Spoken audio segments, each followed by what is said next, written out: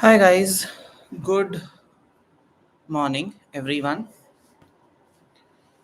We are here to discuss the pre-scene material for your December 2025 exam. While I do have a lot of you attending, I'll still wait for the next 2-3 minutes to let everyone else join in and we can start accordingly.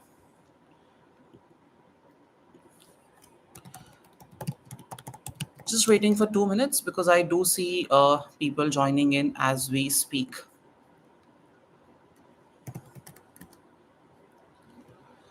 Okay, so the whole idea behind the pre-scene material, when of course, to give you a little background on how this idea of pre-scene material actually came in.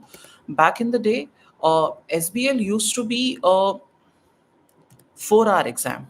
Unlike, a lot of other P-level papers, SBL used to be a 4-hour exam. And in these 4 hours, what often happened was that they would give you the full context. When I say full context, they would tell you that, this is the industry, this is the company, this is the background, and around 10 to 12 pages of background material for you to go through, followed by the exhibits and the questions. Now it was felt over a period of time that this 4-hour duration was a little difficult to tackle for most candidates, and which is why somewhere in 2023 ACCA came up with a new format of conducting the strategic business leader exam. Now what exactly is the new format? I'm sure you all are aware of it. The first part of that format basically involves a pre-seen information. Now, why do we call it pre-seen information? Because technically it is released uh, 15 days before your actual SBL paper. So because your paper is on the 2nd, the material came out on the 18th of this month. Okay. And what does this information contain? It contains details about the industry that we are going to deal with, and then company specific information. Now how important is the pre-scene information? Let us understand that as well.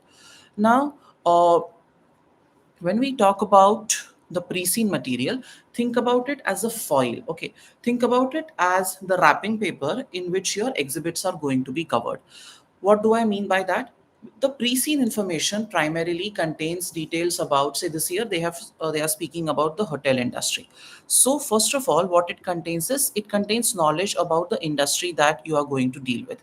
In this case, they will first of all talk about the country that this particular company or this particular scenario is set in. Then they will give you information about the different competitors, the revenue streams, how that particular country has certain laws and regulations for dealing with one specific sector. So you have all the information about that. And then of course, there are revenue trends given, there are industry related key performance indicators, which are notified to you. So that is the starting point. If this industry, it functions in this particular manner, these are some of the bigger players, these are some of the you know these are some of the key performance indicators, these are the competitors, these are distinctive points about each one of them. And that is of course followed by information about the company. When I say information about the company, it now contains details about specifically how earlier was the company founded, you know uh, who are the promoters, what is the board structure like. So all of those data points are given to you. Then they talk about the mission, vision, and the values of the company. They present all of this information in, I would say, at times agonizing level of detail. Okay. And also for all of those who are watching actively, you can comment in the chat box. So whenever I ask you questions, you can use the chat box to uh, maybe point out, say, the elements of the PESTL model, or you can, whatever question I ask, you can use this space to comment about that. Okay. And if at any given point in time you feel that the live stream is not working for you, we can move to the other one also. Just because your convenience matters the most to me, the link will be shared with you. Please don't worry about that. Okay. Any point in times, because my main priority is getting you comfortable with the material. If the live format is not working for you, because we always have a two-way communication, and here that two-way communication might get impacted because you are typing it out, just let me know. because that convenience matters the most to me. Chalo. Is your pre-seen material.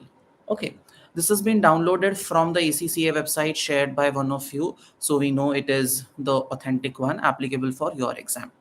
Now, the pre-seen information always follows one specific format. Okay, as I told you, you will have the introduction first, then the industry info, followed by company, and then, of course, company's mission, vision, and values, and certain bits of financial information as well. Okay, so let's begin. If you can see, the first part is about what happens in this particular industry. Levwell Company is a hotel chain in the country of Estland. Levwell owns and operates 35 high quality 4-star hotels located throughout Estland. Levwell's target market is primarily leisure guests. Now, what we should do when we are analyzing this information, while I have detailed PDFs and PPTs prepared for you to analyze, I wouldn't mind if we look at this information and start noting down the points one by one. This habit of noting down the points and doing that rough work is going to serve you really well in the exam. So follow me along as I post this in my Excel sheet and we'll discuss points one by one. Okay. So I'll be taking screenshots from here, posting it in the Excel sheet. Don't worry, the Excel sheet and the PPT PDFs that I have created, those will also be shared with you. Okay. So let's start with this.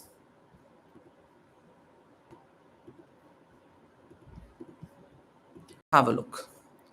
Levwell PLC is a hotel chain in the country of Estland. Levwell owns and operates 35 high quality 4-star hotels located throughout Estland. So, can we say it operates in the country of Estland?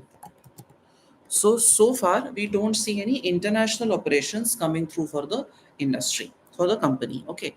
Now, how many hotels? 35 hotels. And these are all 4-star. It is primarily for leisure guests, not for when sometimes I make a booking on booking.com or make my trip, they ask me, what is this trip for? Is it a leisure trip or is it supposed to be a work trip? Levels target market is primarily the leisure guests. Now let's dive deeper into information about the hotel industry. Hotels provide short term accommodation to people who pay to stay in a hotel room. What pearls of wisdom. People staying in hotel are referred to as guests as if we did not know about it. That's just quite silly. Okay. As well as providing accommodation, many hotels also provide additional facilities such as restaurants, bars, swimming pools, fitness centers, spa and beauty treatment spaces for private events. For example, weddings, conferences, and rooms for business meetings. So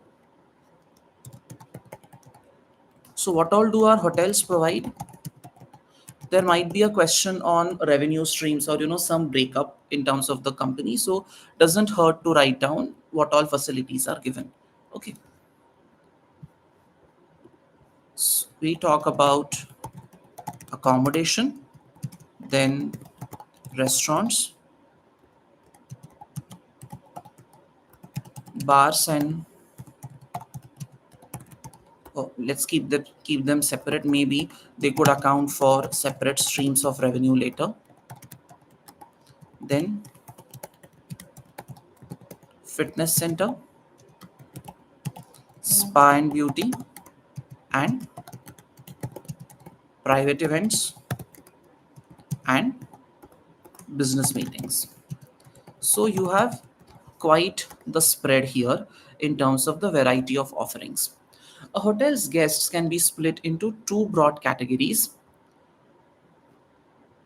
The first one is business and the second one is leisure. The two groups typically have different requirements from the hotel. We could make types of guests and a note of their requirements.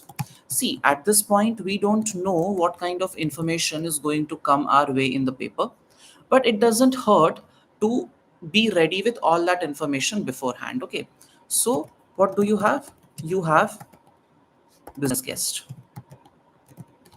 and you have leisure guests.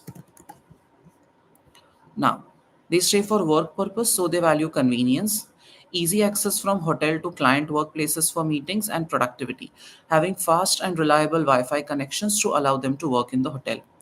So stay for work. Okay. What else? Easy access to workplaces. Maybe something like a cab or those facilities might help them. And fast and reliable Wi-Fi. Leisure guests are away from home for personal reasons, so they tend to be more concerned with the facilities and atmosphere and its local environment to help them relax and enjoy their day. So, facilities, local environment.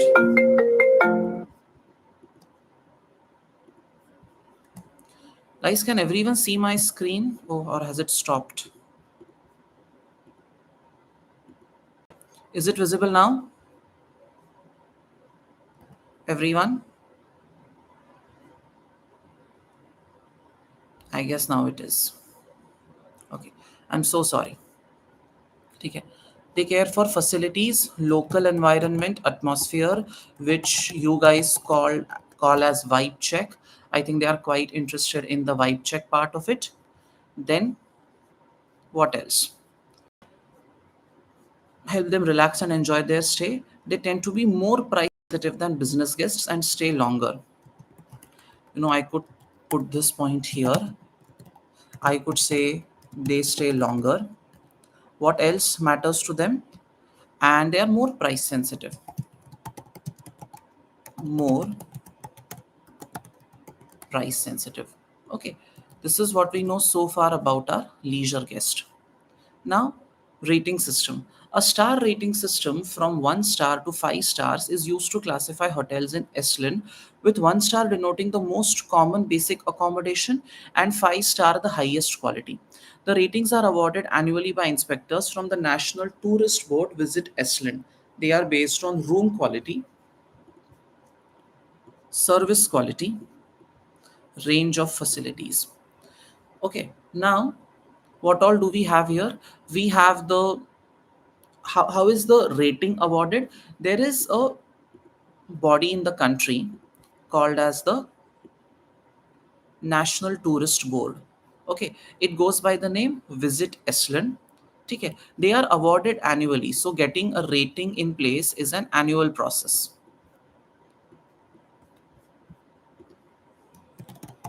Rating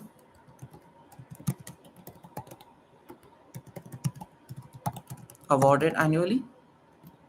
Then by whom?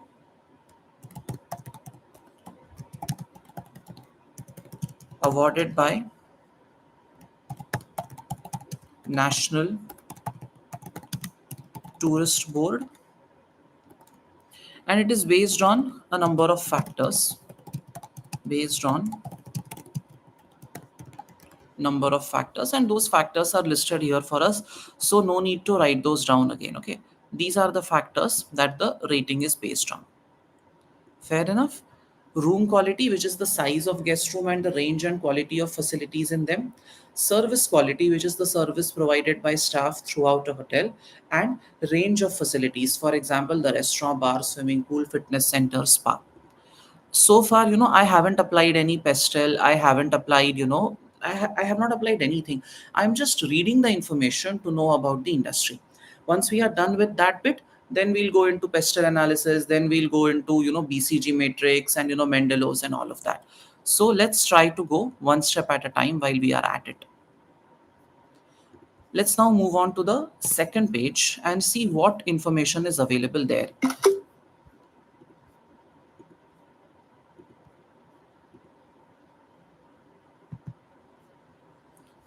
Have a look at this. We are just getting comfortable and familiar. The following table is indicative of the key facilities or services which need to be provided to achieve different star ratings. 1 star, see what are the facilities: guest room, private bathroom facilities in the room in the suite, breakfast, restaurant and bar offering food and drinks. Okay, Then wide range of amenities in guest rooms, for example, television, ironing equipment, Wi-Fi, complimentary tea and coffee making facilities, like one of those kettles that you have in hotels. We are talking about those. Okay. Then leisure facilities for guests, for example, swimming pool, fitness centers, spa, beauty treatments, and world class luxury, for example, personalized service, chauffeurs, dining, restaurants. See, you have all tick boxes for 5 star, and this is just a grading system. How does the national board award the rating?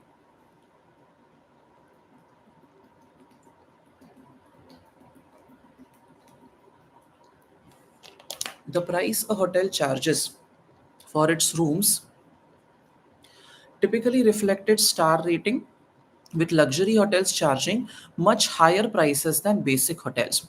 Naturally, with so many facilities being provided, the 5 star hotel rooms will definitely be way more expensive as compared to the 1 star. We don't know whether this information is going to be useful later, but at least now we know that our hotel, the one in question, has a 4 star rating. Okay, so we might have to understand what all facilities are offered, and when hopefully we might have to apply the ANS OFF Matrix and see whether this can be upgraded, or how do you diversify, how do you change the way you work. Maybe we don't know at this point. Let's see. The hotel industry in Iceland comprises a mix of hotel chains and independents. Hotel chains are businesses which operate a number of hotels. The hotels in a chain typically share a brand name and often have standardized designs and quality standards, meaning guests have a similar experience if they stay at different hotels within the same chain. Hotels typically have a single website where guests can make bookings for any of the hotels in the chain. I mean, I will always end up giving my favorite example, which is ITC hotels. I don't know, for some reason, I happen to be a fan. Maybe because I hold far too many shares for my own good, but that is besides the point. Now, what are these hotel chains? There is standardization. Okay, so there are standardized designs and quality standards, and you will have the same experience regardless of which hotel you go and stay in. Now, can you does anyone know what is the franchisee model? Can you type it out in the chat box telling me what exactly is the franchisee model, and could we apply the franchisee model here? I would want to hear from you. Okay. So let's talk about the industry structure, where you have hotel chains. Okay. So multiple hotels with the same brand name, like say the Taj, for example. Okay. Then you have standardized designs. Guests have a similar experience if they stay at different hotels within the same chain. Guests have similar experience wherever they stay. So, like, a Taj Mumbai could be the same like a Taj Kolkata, for example, something like that. They have a single website where guests can make bookings for any of the hotels in the chain. So, single website. Then you have independent hotels, not a part of any chain, not a part of a corporate group like that, but truly operating on their own. Operate a single hotel, okay, as they have mentioned. A franchisee model, like Samir is saying, is basically where a brand sells its brand value under an agreement and charges a fee. So, as you know, as an expansion strategy later, maybe we will expose ourselves to that discussion also. Let's see. Let's not predict too much right now. Let's not make a lot of guesswork. Let's see what the data brings in front of us. Okay. Now, operating independently allows greater flexibility and enables hotels to offer a unique experience. Okay. Operate a single hotel, then I could say function independently, offer a unique experience to guests, but they cannot benefit from economies of scale.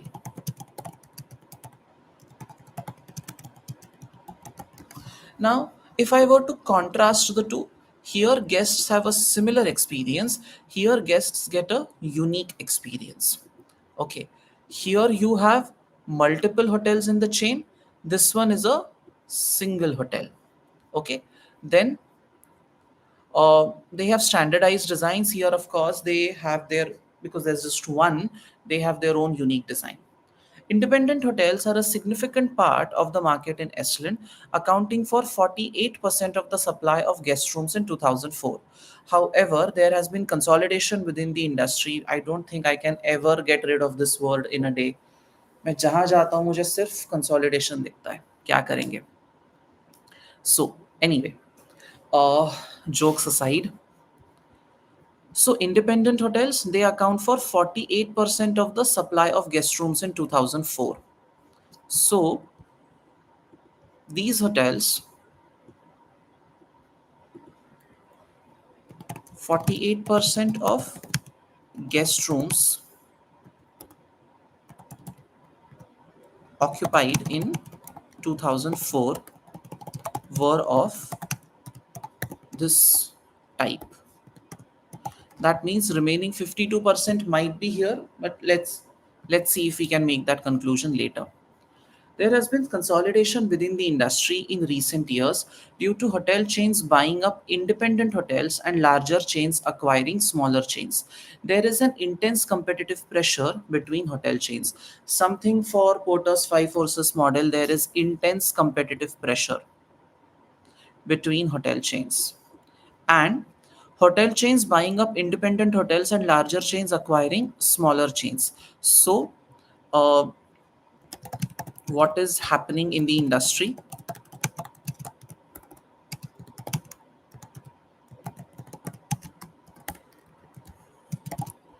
So, chains acquiring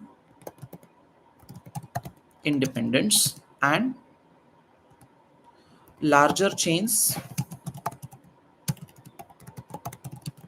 acquiring smaller chains, plus intense competitive pressure. Hotel chains in Estland have also increased their number of hotels through organic growth, opening new hotels and partnering agreements, in particular franchisee agreements, which is what I think I said we might have to discuss. Viral has written, what is a franchisee? Where one chain, the franchisor, get in fee-based arrangement with the hotel owner or chain, where the property is owned by the franchisee. However, brand name of franchisor is used along with SOP. That's a very, very valid point. I mean, think about it.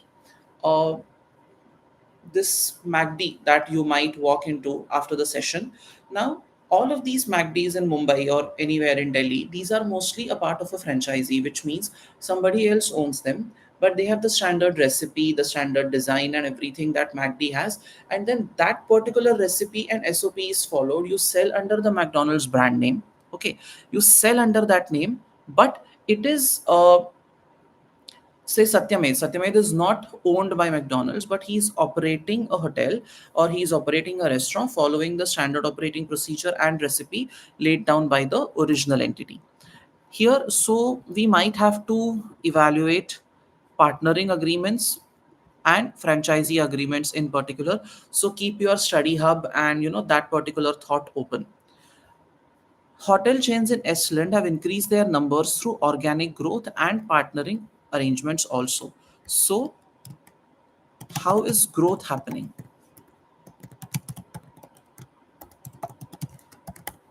ठीक है.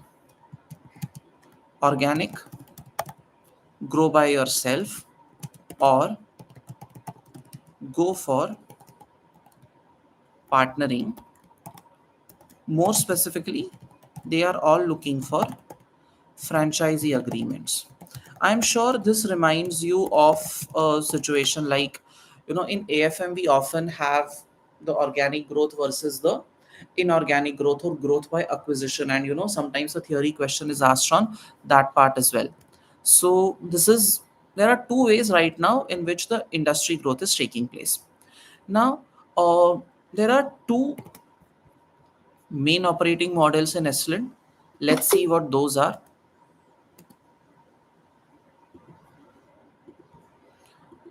Don't worry, you will get this and every other set of notes that you want.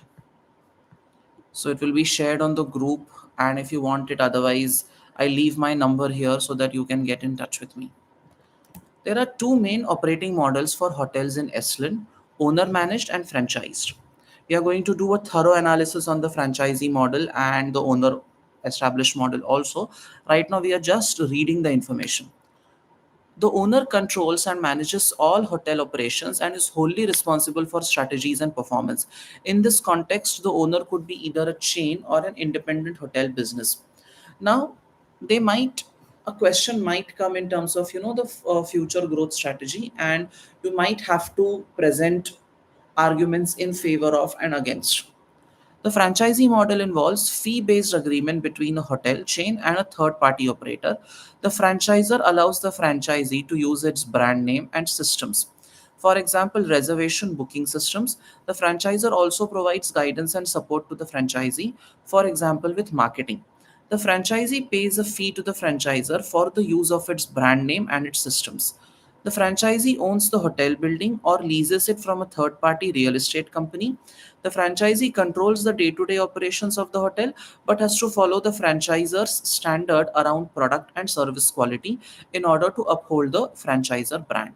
So let's understand how this model actually works. Okay, there is the franchisor.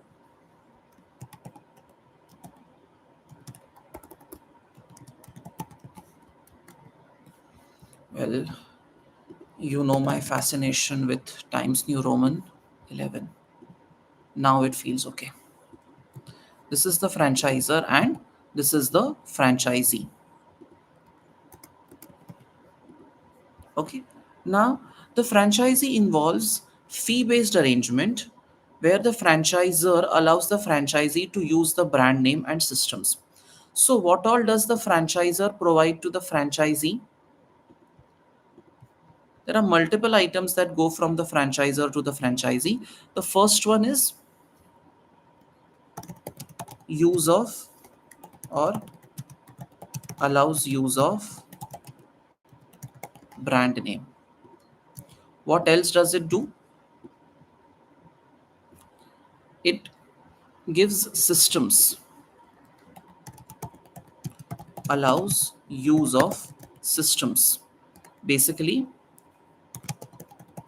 something like reservation, booking, all of that, like a booking software or a common booking platform that both of them can use, something on those lines basically.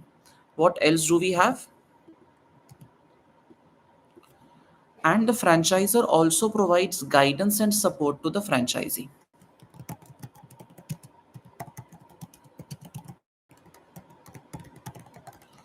Okay. The franchisee pays a fee to the franchisor for the use of its brand name and systems. So what goes from here to here? There is a fee payment for all of this. Okay. Fees paid for above. Franchisee will pay to the franchisor. Okay. Now, the franchisee owns the hotel building or leases it from a third party real estate company. Franchisee controls the day to day ops of the hotel. Okay. So, owns slash leases the building. Then what else does it do? Controls day to day operations.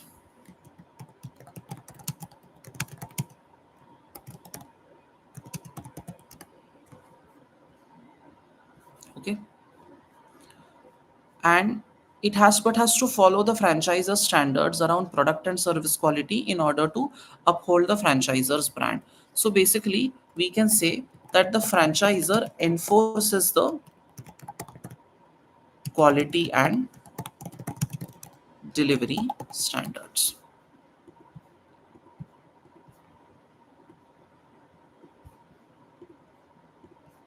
So this is what we know about the franchisee model so far. Okay, this is what it looks like. Should we need to dive deeper? The rest of the data will tell us whether we have to do that or not. The five largest hotel chains in Estland accounted for 23.5% of the total supply of hotel rooms in 2004. Some of these chains use an owner managed model while others use a franchisee model. Now, by line 133, I have forgotten what the name of our client is. The name of our client or the industry in focus is Levwell PLC. Okay. Company: Beston, Travelwise, Vacant, Yelton, Haliot. 333, and the last two are 4-star. Number of hotels, number of rooms in those hotels, percentage of total hotel rooms in Esland, average number of rooms per hotel, and owner managed or franchised. Okay. Now, right now, this data doesn't seem to be of any significance, but it is going to be useful later when we do competitor analysis, capacity analysis. Where do we stand with respect to competitors? So I'm just putting in a point here that might be useful for competitive analysis later. Positioning of the company versus the other players. What do you gain? What do they gain? We'll be able to evaluate all of that. Now, 4-star hotel, okay, revenue stream, sorry, one by one. We have all the time in the world, huh? Don't worry. Although hotels generate the majority of their revenue from accommodation, food, and drink, sales are an important additional revenue stream. 4-star hotels in Estland typically generate 60 to 70% of their total revenue from accommodation. This is known as room revenue. Food and drink sales account for between 25 to 35% of total revenue. Other services, weddings, business, conference, events, spa, ये सब मिला के 5 to 10% of total revenue. Okay. The restaurant and bars in many hotels are open to non-residents, meaning people who are not staying in a hotel can still buy food and drink in its restaurant or bar. I mean, that happens. I mean, you don't have to stay at the Taj to dine at the Taj, right? You can simply walk in, have your dinner there, and come out. And there are others who stay there or who could have an event there. So, I want to do revenue analysis of the industry.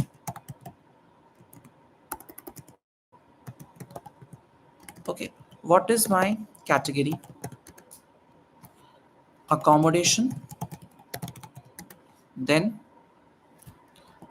or we could call it room accommodation ही बोलते हैं इसको, accommodation or room revenue, or percentage, let us say 60 to 70%. I'm keeping it at 60 right now. Food and drink sales account for, I could say, lowest, or range, we could specify the range, lower range, upper range. Food and drink sales account for between 25 to 35% of revenue. This is surely, not all of it. This is roughly 85%. Other services account for between 5 to 10% of revenue. Okay. So, other services 5 to 10%. 5 to 10%. See, if you observe, this doesn't total up to 100, whereas this doesn't total up to, either of them don't total up to 100. But 60 to 70%, maybe we could take an average of the two. Let's see if that makes sense. Somewhere in like around 103%. I mean, it's not an AFM question, okay? So you don't have to be so exact with the percentages. Maybe we could make it 65. This is 25. We could make it 10, something like this. It's not an AFM exam, so we can be content with doing things in a little more easier manner. Okay.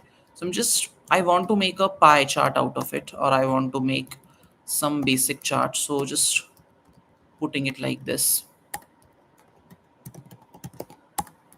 Remember, this is not AFM, so you don't have to be so exact with numbers. Nobody is going to ask you to do anything based on this. So this is revenue breakup industry. Maybe for the company, the breakup is slightly different, but we'll get to that We'll cross that bridge when we come to it. Okay. Now, please don't think about it. Oh my God, 65 or 20 is not the average of 25 and 35. I know, but like I told you, this is not AFM or SBR or even APM for that matter, where you have to be so concerned about the correctness and exact accuracy of numbers. This is a different subject, and this is not that kind of information also. So please don't bother yourself with the numerical part of it, वरना उस पर screenshot आएगा, अरे ये match नहीं हो रहा है तुम्हारा.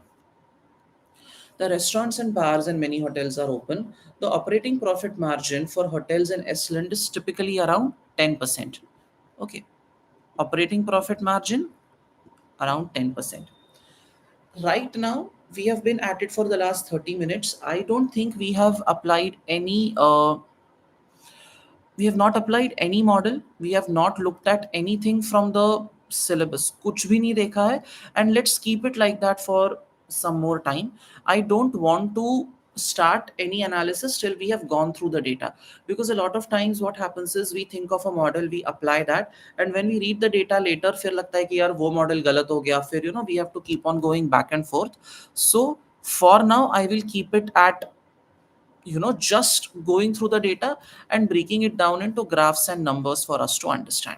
Okay, when we look at industry challenges, which is the next point, we will again dive in deeper, and we'll see where is the industry struggling and are there any ways for us to tackle that situation. This activity today is going to last for some time, so maybe sit with popcorn or something like that, because it is going to take time. I don't want to rush through it. Let's do it once, but let's do it right. There is, what are the challenges? Intense competition. Hotels in Iceland need to find ways to differentiate themselves from competitors in order to attract and retain guests. So in a way, see, they have spoken about intense competition, but they have also tried to give you a solution that there is competition, but the way you can survive that competition is if you are able to differentiate yourself from other players. Iceland has suffered an economic downturn in recent years, leading to a fall in demand, particularly from leisure guests. More generally, volatility in the global economy, alongside concerns about high inflation, has reduced people's willingness to spend. Again, this has reduced demand for hotel accommodation, both in Iceland and also in other countries. So, what has the economic downturn done for you? How does that affect you? Lower demand for whom? Especially for leisure guests. Okay. More generally, volatility in the global economy, volatility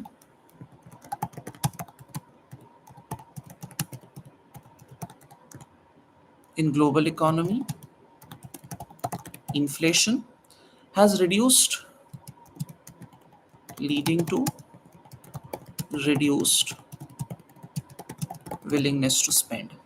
Okay. Again, this has reduced demand for hotel accommodation both in Iceland and in other countries. So it's not just, so one issue is that you are no different as compared to your competitors. That is the first problem. The second problem is that you know there are changes happening on the global level. Uh, Maybe countries are going through a recession period, or uh, there are concerns about high inflation, prices are fluctuating rapidly, and this has led to lower demand for hotel accommodation. Then rising cost. Hotels require regular maintenance and renovation to ensure they meet guest expectation and to comply with health and safety regulations. Despite the economic downturn, high inflation remains a problem in Estland and has led to increasing cost, including maintenance, renovation, and energy cost. Okay. See, right now, the reason I'm not asking you to think about a risk register is these are industry level challenges. Maybe they don't apply as much to our company. ये भी हो सकता है. It is only applicable on the industry level. It is not really applicable on the company level. Okay. So, what are the main costs? I think there is maintenance. I think daily maintenance, cleaning and all of that has to happen. Room service, then renovation to ensure they meet guest expectations, and health and safety compliance. Okay. Despite the economic downturn, high inflation, and due to inflation, costs are rising. Due to inflation, all these costs are on the rise. Okay. Then let's talk about staffing. Hotels face problems recruiting and retaining staff. Employee turnover across the industry is high due to relatively poor rates of pay and the long and antisocial working hours. My God, this sounds very intense. Antisocial working hours क्या होता है? Late nights, early mornings and weekends. Who else's life does that remind you of? Anyway, kidding. I really like what I do, so I don't have a problem with it. So, uh, issues in recruiting and retaining staff. ठीक है.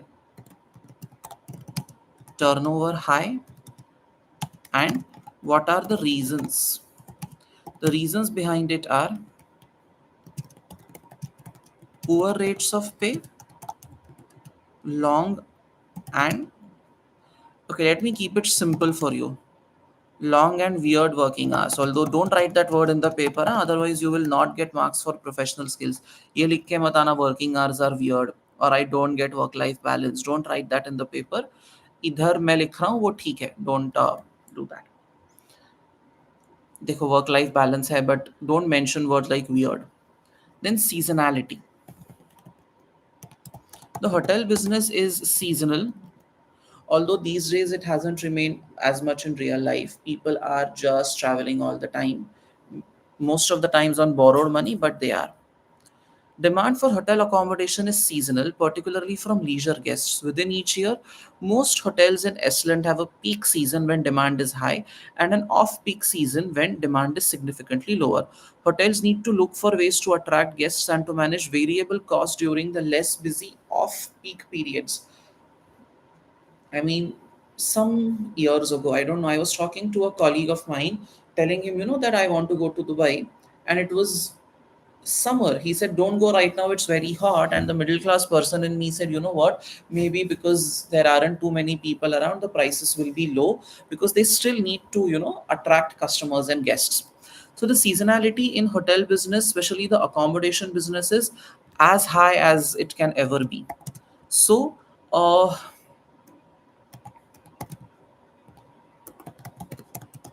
fluctuating patterns of demand. ठीक है.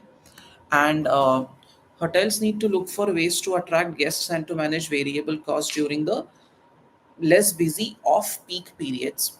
Then, revenue management and pricing. Maximizing revenue while maintaining competitive prices is a constant challenge for hotel business.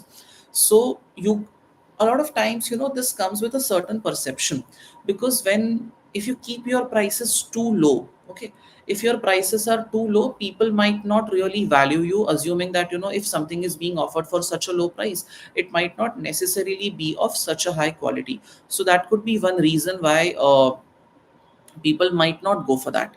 Then if you keep the price too high in these kind of economic conditions, the customers might be deterred from coming to your hotel in the first place. And you have to get the overall revenue, but you also have to maintain competitive pricing. So that balance is something which is going to be difficult. Then, threat from new business models. The hotel market faces competition from home sharing models in which guests pay to stay in people's private homes as an alternative to staying in a hotel. The growth of home sharing services increasing the potential supply of accommodation available, which could reduce demand for accommodation in hotels. Basically, I'm sure when you guys look out for Manali trips and all of that, you look out for homestays because they are relatively cheaper, and because you're going to be roaming most of the time, you don't really need a very luxurious place to stay in. So that could be another reason. Okay, now how does this part work? Threat from new business models, home sharing models. This is the biggest competition. Okay. Threats from new models.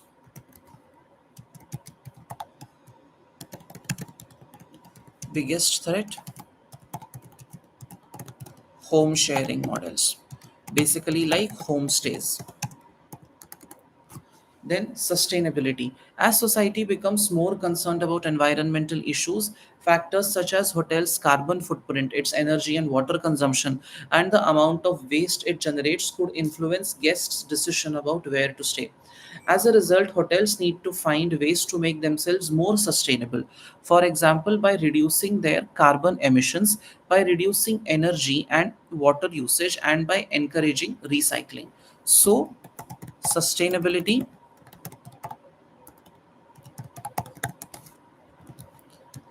will come with challenges and costs.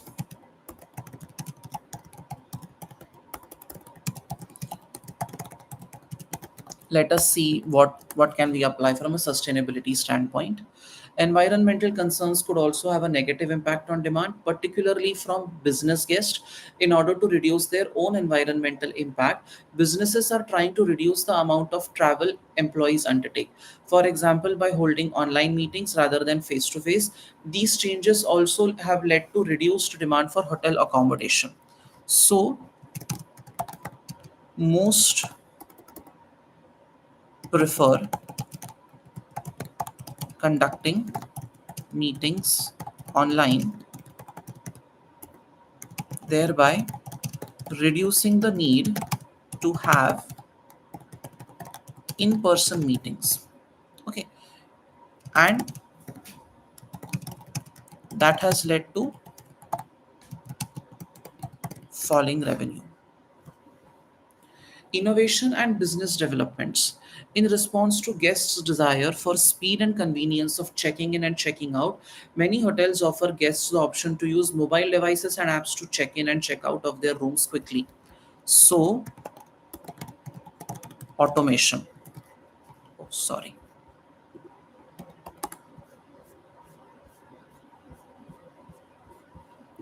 I think now look at this data. Okay, we'll just look at these two paragraphs and then I have a couple of questions for you. You can type it out there.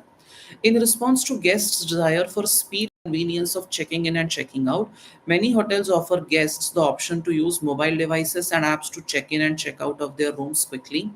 Hotel apps also provide guests with a convenient way to order services, for example, making a reservation for a meal or to control the temperature and lighting of their room. नखरे वाले लोग होंगे. Some hotels also use chatbots, software applications powered by AI, to provide guests with instant answers to commonly asked queries. I mean, I'm sure you have been to certain places like, bar banks in Juhu or bar stock exchange in I know these places in Mumbai, which is why I'm using that example, where I you don't have to give your order to a person who is waiting at your table. What they do is there's a QR code and you scan the QR code and then it opens the menu for you. The table number is automatically there naturally, and you place the order and the order gets delivered and you make an online payment. So that is the system. I mean, you also have seen that right now. Okay, that's another thing. Here what they are doing is there is automated check-in checkout. Okay, mobile based, like your web check-in that you do for flights, something like that, because it's a pain honestly to stand and wait for a human being to respond. So of course this is a good enough solution for you. Hotel apps also provide guests with a convenient way to order services. Easy app based reservation ordering, then temp control, room light control, all of that. Okay, then AI based chatbots to answer FAQs. Like tomorrow, if I want someone to answer questions about this pre scene, I could have a chatbot answering some of the basic and often repeated questions. Okay. Now there is, this point is not over. Before I ask you my next set of questions, I want to finish the innovation related point. The increased reliance on technology and the increased connectivity between hotels and guests highlights the importance of data security and cybersecurity. Iceland has strict data protection laws designed to protect personal data. Companies who do not comply with these laws can be liable to substantial fines. Now, I want you to list out what threats do you notice here. Think about opportunities and threats. Think about both. What opportunities and threats do you see in front of you? You can write it in the chat box. Or, chalo, less on opportunities, more on threats. I think there is the cyber security threat, then data loss, data privacy issues. What else? Technological threat is थोड़ा सा vague हो जाता है. We have to be a little more specific. Yes, system outage can be a very good point. Someone mentioned dependence on the internet. That is a very good point. Then dependency on data. Well, data dependency is good, I would say, but if the data is not managed correctly, then of course it can be a major problem. Data leakage, okay, that can be an issue.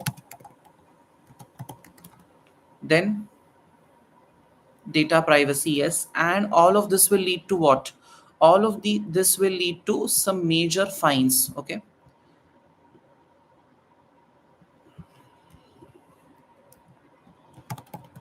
Fines for violation. Okay. Regulation compliance, yes, plus compliance which will involve cost. इसमें cost implication भी हो जाएगा, so that issue is there, right? Then increased reliance on technology and cybersecurity. Companies which do not comply, they will naturally be substantial fines, huh? Not just fines, please. Substantial fines means the amount is going to be huge. Now companies might see, could use tech as a differentiator, है ना? That is one opportunity I can see. Let's see if if Levwell company has any of it working in its favor. The need for hotels to find the optimal balance between revenue and occupancy has encouraged the use of yield management. Yield management software allows hotels to use data analytics to adjust room prices almost in real time. Okay, so I mean, all of us have been subjected to this, huh, by the way. Oh, Pinky has mentioned a good point in terms of opportunities, which is 24 by 7 availability. I mean, nothing like that. There is a reputation threat, definitely. Although we'll have to apply these points to the company, in question. Abhi to we are only looking at the industry. We'll have to go to the company level discussion also. Fair enough.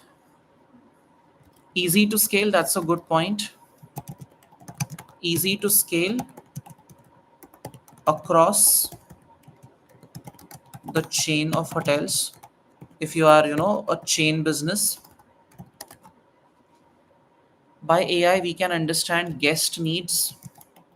AI to understand guest needs and preferences. That's a good point. Less reliance on staff. Very good.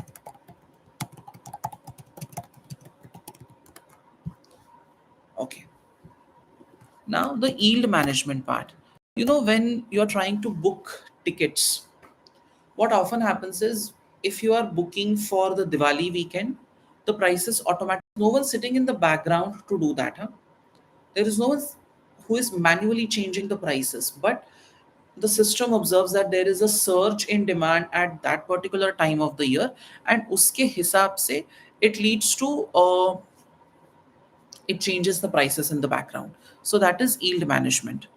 Yield management softwares draw on historic information about demand and seasonality alongside current factors to help predict the optimum price for rooms. Current factors include bookings, room availability, competitor prices, and market conditions, which could affect demand for rooms. When predicted demand is low, prices are lowered to try to increase demand.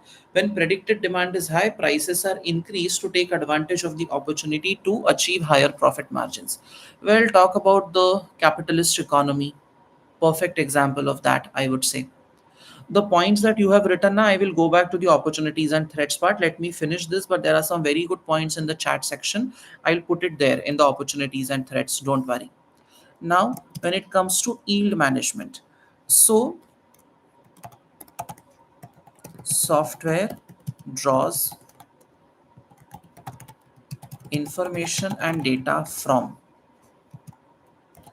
where all does it get the data? Bookings, then room availability, then why can I get this? Competitor prices, then market conditions. All of these are used to make a price prediction. Okay, I'm See, this is a software which uses sophisticated AI, not some stupid chat GPT for everything, right? So I think this is going to be a heavy investment if I'm not mistaken. है ना? This is going to be a heavy investment for the company, and one would have to bring that part into consideration. Might involve heavy investment in tech. Okay, let's see if that becomes a problem later or not. We don't know right now. Sale and leaseback. Thankfully, oh, I have to bring in your points here. I forgot to do that.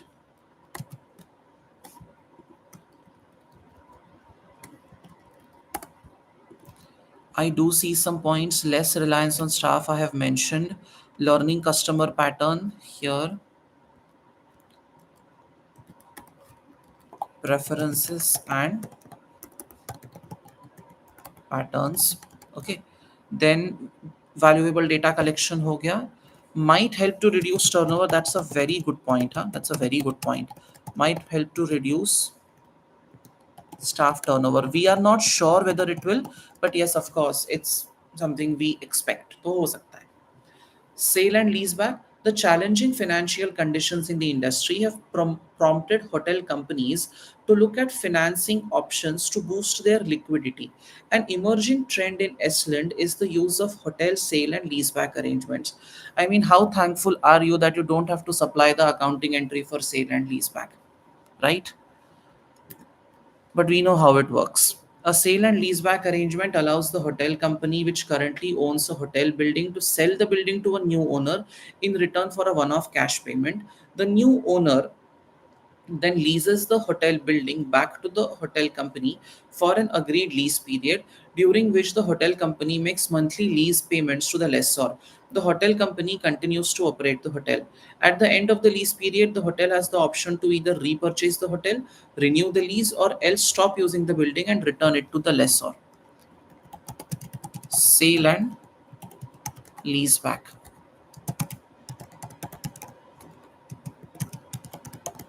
helps in working capital management, as it gives a good chunk of cash in one go, and lease payments have to be periodic. Okay. And there are three options at the end. Three options at the end of the lease. I have not applied a single SBL framework, single SBL model उसके लिए I have all the material ready, पहले इसको देख लेते हैं, let's understand everything and then apply whatever model we have to, one step at a time, don't push it. We have, as I'm repeatedly saying, we have all the time in the world, let's use it appropriately. ये समझ लेते हैं so that later on what 12 days 13 days from now when you look at the exhibit ये सारा information आपके दिमाग में छपा हुआ रहेगा, ठीक है? Okay, so what are the options at the end of the lease period? Let us see. Option 1, what is that? Repurchase.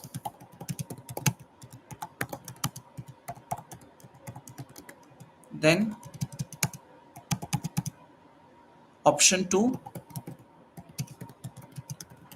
renew the lease. Option 3, return to lessor. ठीक है? Now, changes in guest behavior and expectations. These are certain industry success factors. Changes in guest behavior and expectations, competitive pressures, and developing technologies mean that detailed factors which influence the success of a hotel business may change over time. However, the most important underlying factor which contributes to a hotel's success is guest experience. I mean, nobody could argue with the fact that the customer is always right. Customer is the king, and therefore, he should have a seamless experience. A number of supporting factors contribute to guest experience. ठीक है? What contributes to guest experience? Quality and comfort of accommodation. ठीक है? Hygiene and cleanliness. I think nothing more than this. Facilities available. I mean, I know people who would just want an indoor pool and that is all they would want to pay for. Quality of service from staff.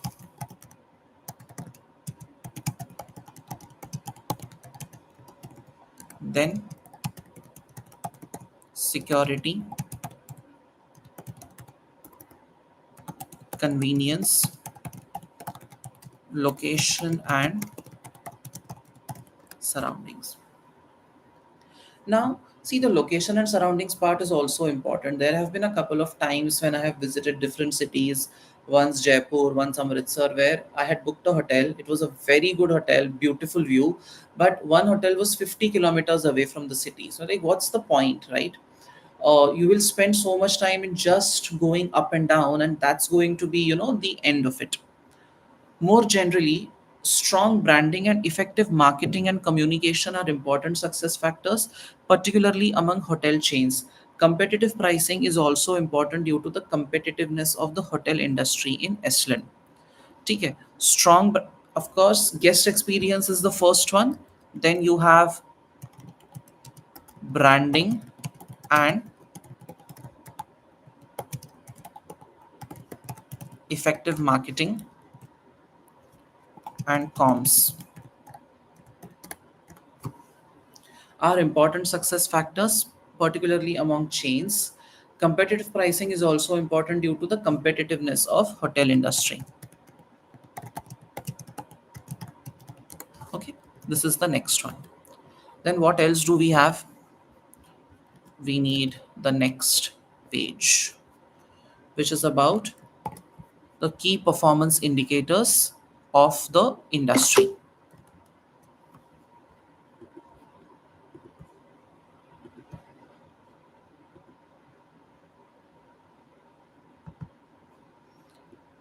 Okay. Hotels use multiple performance metrics to measure and monitor performance. Some frequently used KPIs are shown below. Occupancy rate, calculated as number of guest rooms booked on a given day divided by the total number of rooms available for guest use. It is a measure of capacity utilization. Annual average occupancy rate above 70% is considered good. So,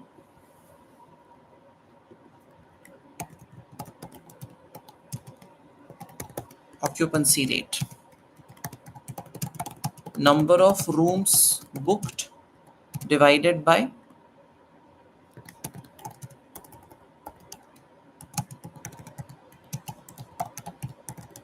total rooms available.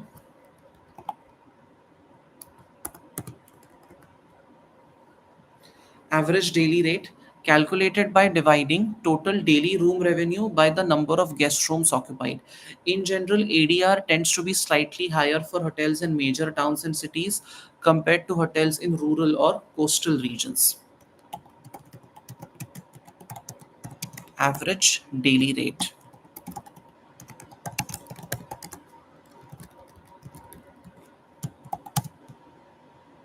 ठीक है. So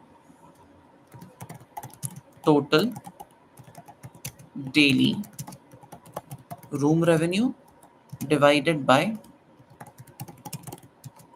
number of guest rooms occupied. ठीक है. Then revenue per available room calculated by dividing total daily room revenue by the total number of guest rooms which are available for use. Average revenue per available room is function of occupancy into ADR. So ये कैसे निकलेगा? Revenue per available room. ये एक और performance metric है, calculated by dividing total daily room revenue. Total daily room revenue divided by what? Number of guest rooms available. Number of guest rooms available. Okay, this is, we are just expressing it here. Maybe we have to calculate, maybe we have graphs given to us at the end, and we'll have to see whether what the company is achieving is in line with the KPIs for the industry. Occupancy rate is how many, it's a capacity utilization metric, how many rooms are used and kitna vacant pada rehta hai. Average daily rate is revenue divided by rooms occupied. Revenue per available room is revenue divided by rooms available. See, this is going to be a bigger number because the denominator is guest rooms occupied. So for every room occupied, how much money do you make? And for all the rooms available in the hotel, how much revenue do you make per the total denominator of rooms available? Okay. Then average length of stay calculated as total number of nights booked divided by total number of bookings. In general, shorter stays are less profitable than longer stays due to the cost of preparing rooms for new guests.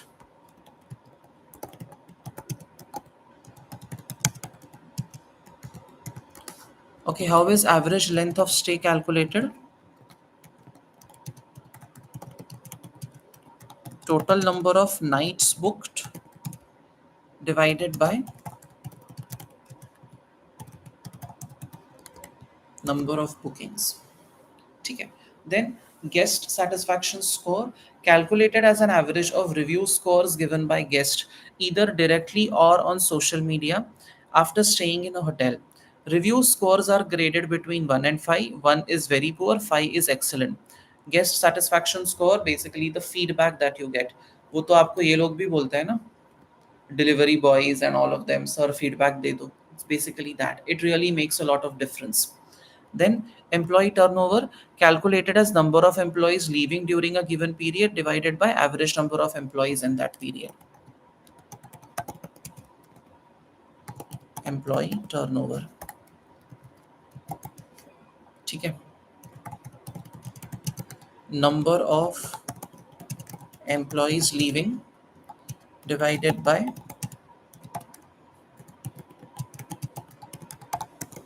average number of employees. Okay, we'll have to evaluate now for the company. We have the company information. We'll have to check here जो company ने achieve किया है. Is it in line with this? Are there any standards? Like for example, annual occupancy of 70% or above is considered good. So we'll have to check that.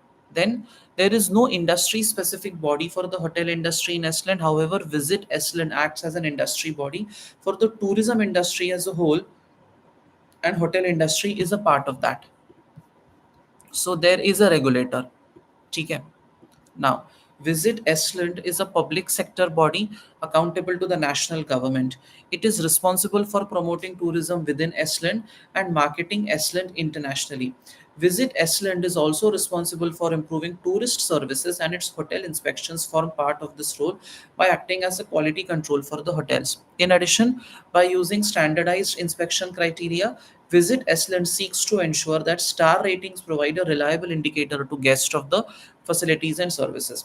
Because these are provided by an industry body, they tend to be a little more reliable as compared to, you know how it works these days, right? Most of the companies, they ask their own employees to write positive stuff about them on Google and improve their Google rating, or अपने family members को भी बोलते हैं, कि post nice things about the company, and that is Google rating. So I wouldn't trust any of the social media testimonials unless they are coming from an unrelated person. So just a point out there. Now, this was about the industry. Okay, this is how the hotel industry in this country is. We have spent a good 1 hour 11 minutes as the counter tells us. Now I want to turn our attention to specifically the company that we are talking about. Now, before we of course get into that, we will have to understand कि यार इसके ना there are quite a few models that are applicable. I will show you what I mean by that, or what I have prepared for our analysis here. ठीक है. So just give me one moment.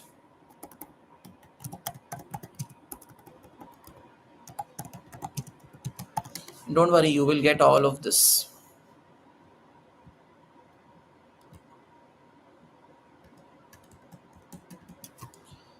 So I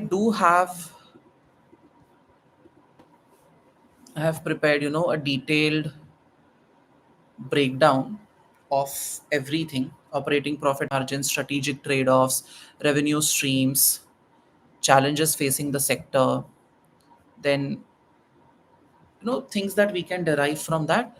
Acha khasa, there is a good detailed PDF that we are going to study. I'll tell you what all you will get from me. Of course, this live will be there on YouTube for you to refer. Detailed breakdown in a bigger PDF that will basically help you to get thorough understanding of the pre-seen material.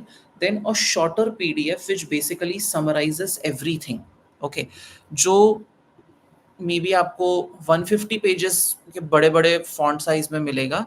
Apart from that, you will also get a shorter PDF which summarizes everything, and most importantly, you will get this from me, which is the master list of all possible questions. Okay, some of them are pretty basic, मतलब इसमें nothing great, but effectiveness of board structure से लेके everything, syllabus area wise I have broken it down. ठीक है.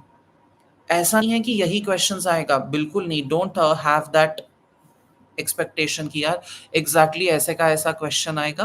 But you remember we were doing this one question जिसमें we had to apply Lewin's 3 stage model, unfreeze, change and refreeze, right? तो that analysis with respect to different competitive models, वो सब भी है. So I will be giving you that as well. काफ़ी सारा, मतलब I have worked on quite a lot of material for you to go through. ठीक है. जैसे let me show you one more, but थोड़ा give me some time to reach that part of the discussion. So board composition, critical skills within the board, audit committee है, फिर risk committee का discussion है, remuneration committee, सब कुछ है इसमें. सो it's like I have gone through every single area of the study text, and I have come up with a different material and different analysis for you from the company standpoint and keeping the industry's perspective in mind. ठीक है. Risk register भी बना के दिया है, सब कुछ है यहाँ पे, so you don't have to worry. Risk heat map हो गया, देन 3 लाइंस ऑफ डिफेंस, सब कुछ है. So don't worry about that. For people who are not in my group, can I request someone from the existing group if you can put a link for the group here, WhatsApp group का अगर link कोई यहाँ पे डाल सकता है तो it will be helpful. I don't want to start my WhatsApp right now, otherwise I'll get distracted. ठीक है, Rahul या Shantanu, anyone, just put a link here so that the others can also join, because I can't share uh, a link here. ठीक है, okay, वो मतलब थोड़ा गड़बड़ हो जाएगा. Any specific questions that anyone has, please let me know before I move on to the next part of the discussion. कुछ होगा तो let me know in the chat box.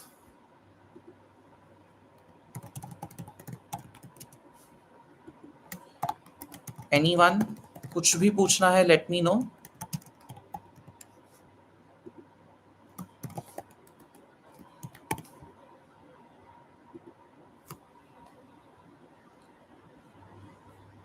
If you have a question, do let me know. ठीक है, चलो. Let's now move to company information. Be same in, yeah, this is for the exam only na, this is your actual exam ka pre-scene. December exam mein yahi, this is what is going to be used, which is why I'm going to be spending 4-5 hours discussing this material, because it is going to be asked in the paper. Don't worry. Chalo, let's have a look at the company. There's a lot of seasonality information about pricing policy, sources of income. No, they haven't asked this industry before. Every time they come up with something different.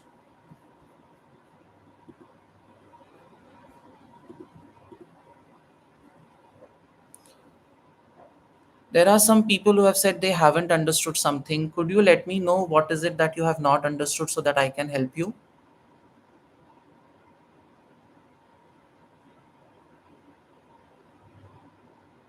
Please let me know in the chat box and I will be more than happy to help.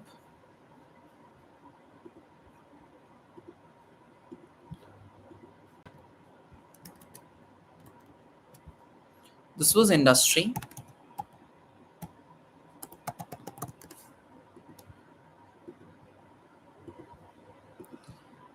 Let's move to company.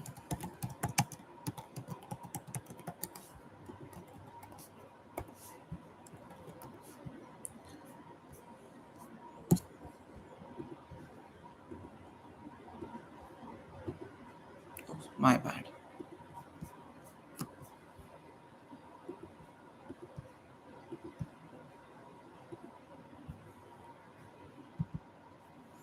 Now, is a hotel chain founded 40 years ago to offer a high quality hotel experience where everyone felt respected and appreciated. Unlike the hotels in many of the larger chains in Estland, levels do not have standardized designs. ठीक है? Level do not have standardized designs. Therefore, although they all operate under the Levwell brand, each hotel has its own distinctive style, often reflecting its local area and the local history.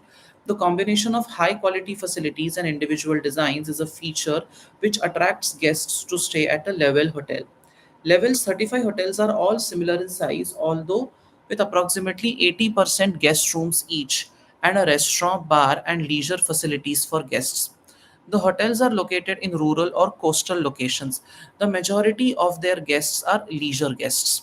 ठीक है. So what all do we know so far? Uh, Hotels not standardized. Each is unique. Then uh, 35 hotels, all of similar size. 80 guest rooms in each.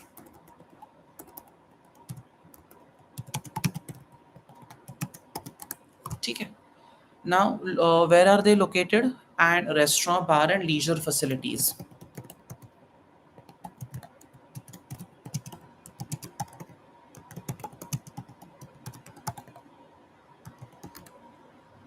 Then rural, located in rural and coastal locations. I think we had seen something about the rural and coastal locations here, na? कुछ तो पढ़ा था, right? What did we read? Something that from a pricing perspective, the hotels in the rural and coastal areas might not be able to charge the same amount, and pricing, the fees are relatively more in the bigger locations. Okay, let's get back to it later. All of UL's hotels are in Estland and each has a 4-star rating. Levwell uses an owner managed business model for its hotels. Okay,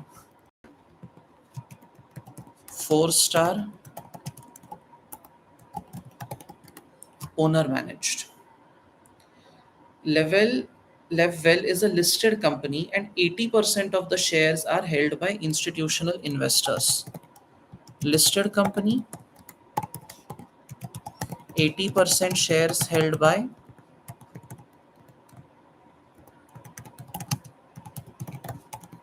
institutional investors. ठीक है.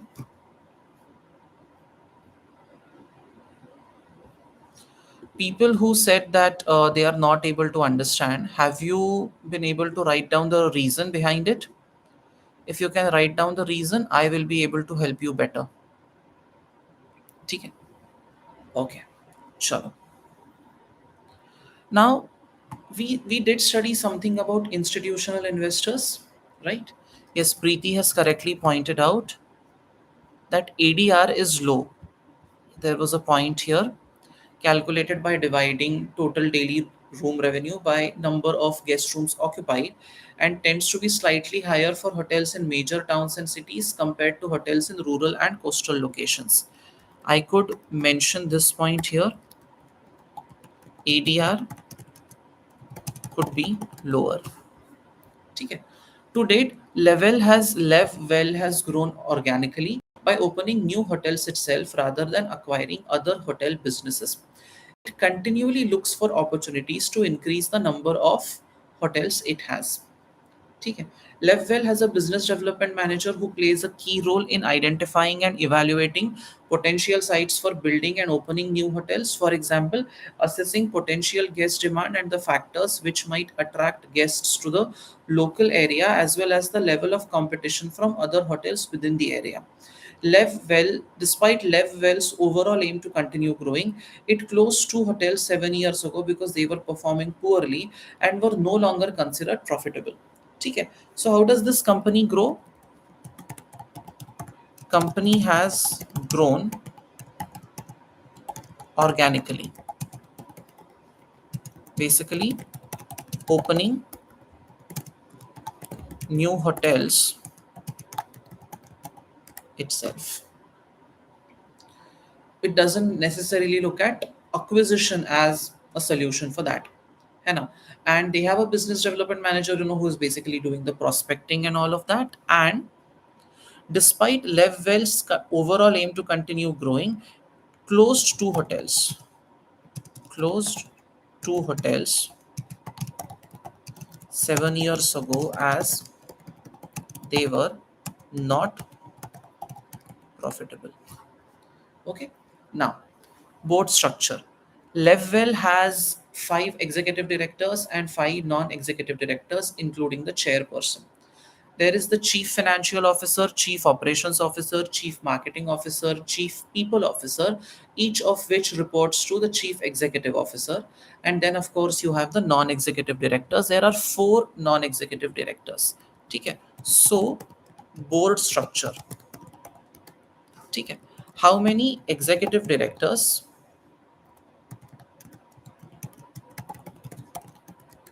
and how many non-executive directors? Chairperson is non-executive and 4 other non-executives, so हो गया 5. Executive में CEO and 4. So this seems like a 50-50 balanced board. 4 subcommittees: audit committee, nomination committee, remuneration committee, and risk committee. Now let's have one activity from you. Public listed means listed on the stock exchange. Okay. Okay. Now, while I fetch my water bottle, I want you guys to do one small activity. I want you to type out in the chat box uh, what are the roles of the audit committee, the nomination committee, and the remuneration committee. Okay? Please start. I'll be back in a moment.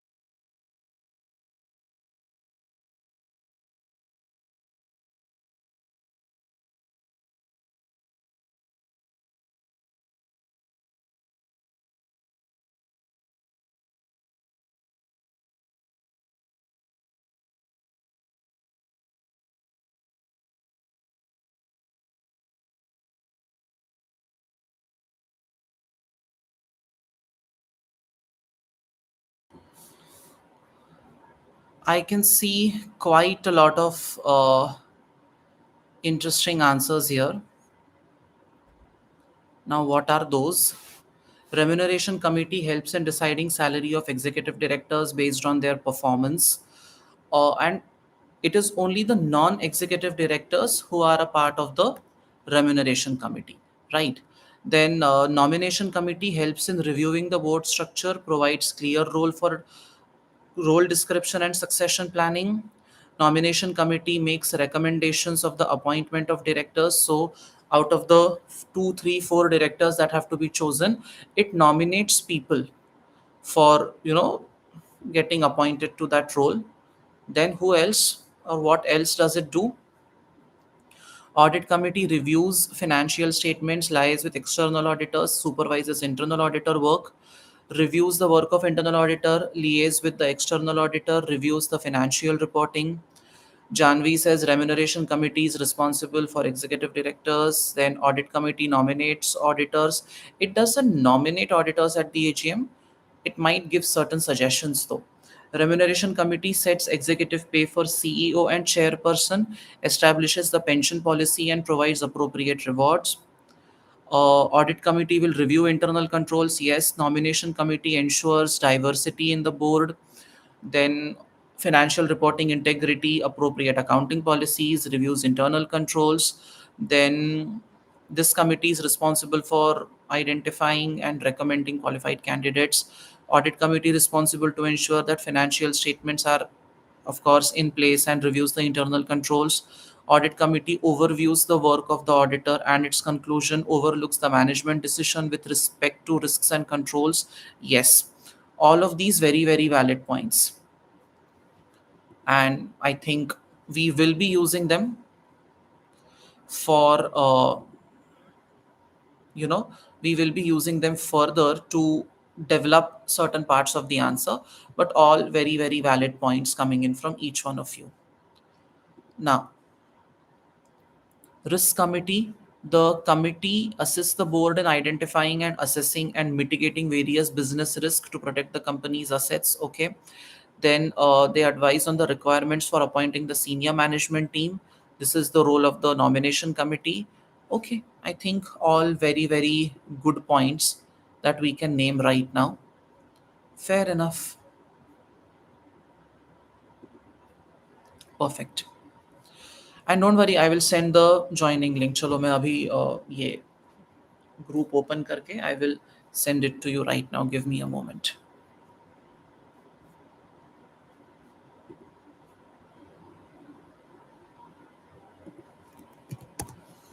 SBL members.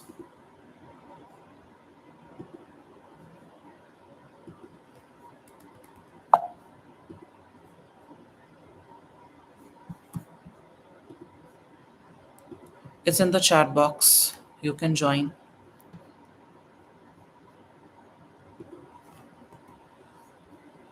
Okay.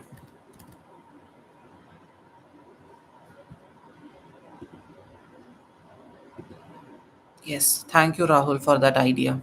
It helps.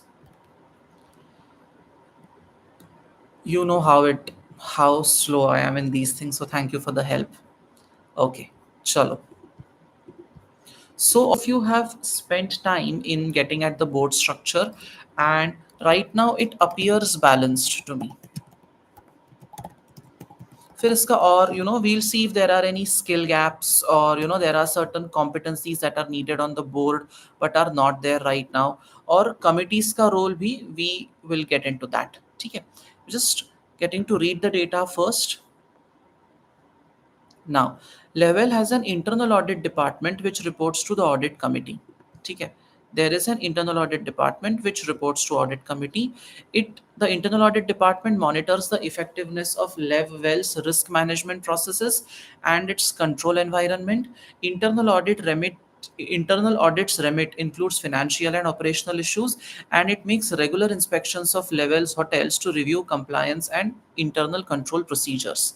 ठीक है, so regular inspection of Levwell's hotels to review their compliance with internal controls. ठीक है, so that's like we are going to use this in the 3-4 lines of defense wala jo approach hai na, there we are going to use it. Okay, so just trying to establish the fact ki so many points in our SBL syllabus are going to be connected with this. Now, room revenue. Although room revenue comprises the majority of Levwell's revenue, selling food and drink is also important both for revenue generation and also for enhancing guest experience. Okay, now profit margins. However, the profit margins which Levwell earns from food and drink revenue are lower than the margins from room revenue. Only guests staying in the Levwell hotel can eat in a restaurant or use in its bar. This seems like a problem to me, which might be, uh, guest staying can eat in the restaurant or use its bar. Why are we mentioning this point? We want to specifically, later on, we might have to decide कि यार there could be a way to increase revenue by opening up the hotel and bar to outsiders. Similar to almost every hotel in Estland, demand for accommodation in Levwell's hotels is seasonal. This is reflected in variations in the occupancy rate and the average daily rate (ADR) charged for rooms throughout the year. You can see the occupancy low in June, July, and high in the months of December and January. This is the trend it has seemed to follow. Occupancy percentages are way above 90 in these months, whereas in July and June and May and all of these months, they are below 70. Okay. The variations in the occupancy rate and the variations in the ADR are broadly similar across each of Levwell's hotels. Pricing policy. As a part of each financial year, Levwell's head office sets the price per night for the rooms for each hotel. Room rates are typically higher during the peak season and lower during the off peak season. Although there are set room rates, hotel managers have the authority to apply up to 25% discounts to encourage bookings. Apply discount of up to 25%. Who has the authority? Hotel managers. ठीक है. Set room rates are decided in advance. They are typically higher and in the peak season and lower during the off peak season. Okay, so that's the pricing policy bit. Okay, now what do we make of this? So this means that somewhere, uh, the pricing policy has an element of flexibility, right? So there is an element of flexibility.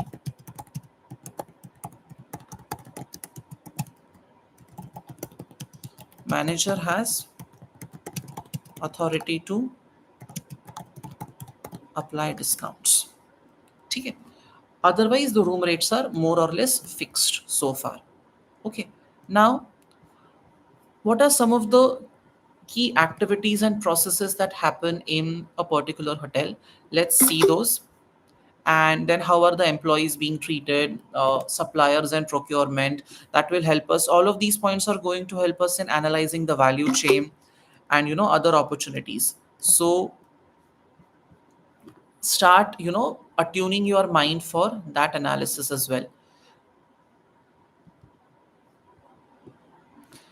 All guests need to book their accommodation in advance before arriving at one of Levwell's hotels. Reservations and bookings are usually made through Levwell's website, although some are made by guests telephoning the hotel they would like to stay at. Prospective guests check the availability and price of rooms in the hotel they would like to stay at for the dates they wish to stay. If a room is available which meets the guest's requirements, then they make a booking. ठीक है. So they have described the process कि क्या होता है. You have to book in advance. Spot booking maybe is not happening. ठीक है. Through website crash and all of these issues might become a risk later, or by telephone. ठीक है. Guests check availability and price of the rooms they would like to stay in for the dates they wish to stay. If a room is available which meets the guest requirements, then they make a booking.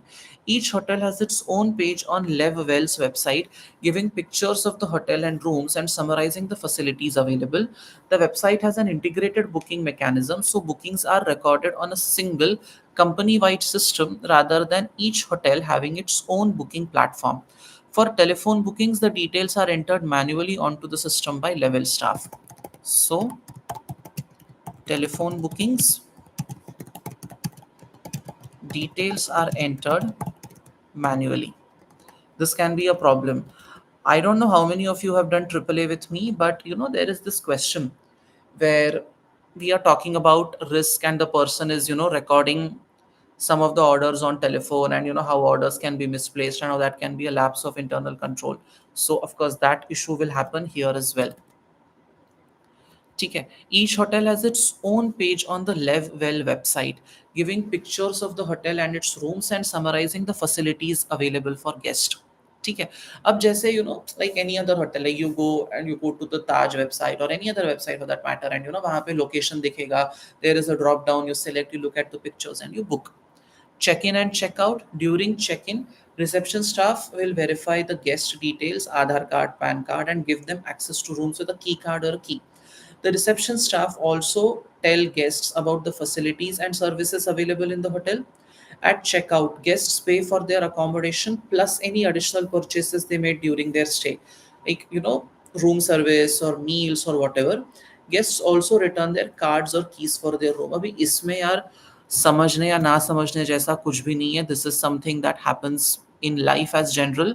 When you go to a hotel, this is what you would do. This is how check-in happens. Nothing to discuss or explain. But yes, there could be digitization possible here, automation opportunity I could think of, right? And like we saw that online check-in का model था. Online check-in for what? How does on speed and hassle free? ठीक है. The housekeeping team cleans and prepares guest rooms in advance of guests checking in. For example, making up the beds, providing towels for guests to use, and clean rooms each day for guests who stay for more than one day. The housekeeping team also keeps other areas of the hotel clean and tidy. However, laundry services are outsourced to a third party laundry company. यहाँ पे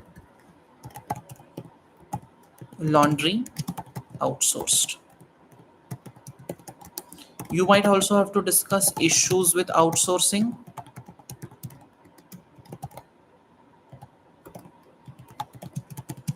Benefits of outsourcing. That might come in as a handy point later. And housekeeping, increasing cost, because we did see that part, right? Uh, there is inflation in the economy, so costs are going up. Then maintenance team ensures that fixtures, fittings, and equipment throughout the hotel are safe and in good working order for guests and staff. The scope of the team's work includes maintenance to furniture, flooring, plumbing, electrical systems, light fittings, and air conditioning. ठीक है. The catering room provides food and drinks for guests during their stay. I don't think any of this is new information for any of you. You know how what is catering, you know what is maintenance. Level has standard operating procedures, which is basically a documented way of doing things. ठीक है. Where staff are expected to follow. SOPs identify the tasks which need to be undertaken in each room. The housekeeping manager for each hotel checks a sample of rooms every day to ensure that the procedures have been followed and rooms are prepared to the appropriate standard. Ever visit, have you, whenever you visit a hotel, or when you, like, there is this place in Malviya Nagar. I have been there a couple of times. So, they have, it's a nice hotel. So, in the washroom there, if you enter, behind the door, there is a checklist: who cleans in the morning, how many times it was cleaned, and all of that. So, that's basically their way of keeping a tab on things that way. ठीक है. Reception staff also have SOPs, for example, greeting guests with a smile and responding courteously to guest requests and inquiries to make guests feel welcome and valued, like welcome drink and all of that. Basically, they have a protocol. What words are you supposed to use to greet the customers? How do you talk to them? How do you hand over the keys? When you go to a hotel, you must have seen they hand over the key card in a certain way. So just processes around that. कोई ऐसा knowledge increasing activity यहाँ पे discuss नहीं हो रहा है. ठीक है. यहाँ पे of course internal audit department can be of some help. ठीक है. Internal audit department can check whether the SOPs are followed or not. I mean, when I was with EY, we had this mystery shopping activity. So, what happened in mystery shopping was a client would appoint us, and we had been appointed as mystery shopping team for Mercedes. So, you go there, you talk, you see how the staff is discussing with you, how are they offering a test ride. So, and you already have the copy of SOP with you. तो वहाँ पे अगर लिखा होगा कि the staff should welcome you with a welcome drink and XYZ, then when you go there as a shopper, you have to see whether that process is being followed or not, and then naturally you have to report on that. Okay, so yeah, complementary activities, and how do they, just are they following the systems that have been put in place. Okay, now that is one part. Then just a little more, maybe 6 7 minutes more about operations, and then we'll start analyzing the models. Hotel managers have a particularly important role. The hotel manager for each hotel oversees all aspects. In common with other hotel operators, a number of Levwell's operational staff work part time. So, what they can do is in off season, you can lay off the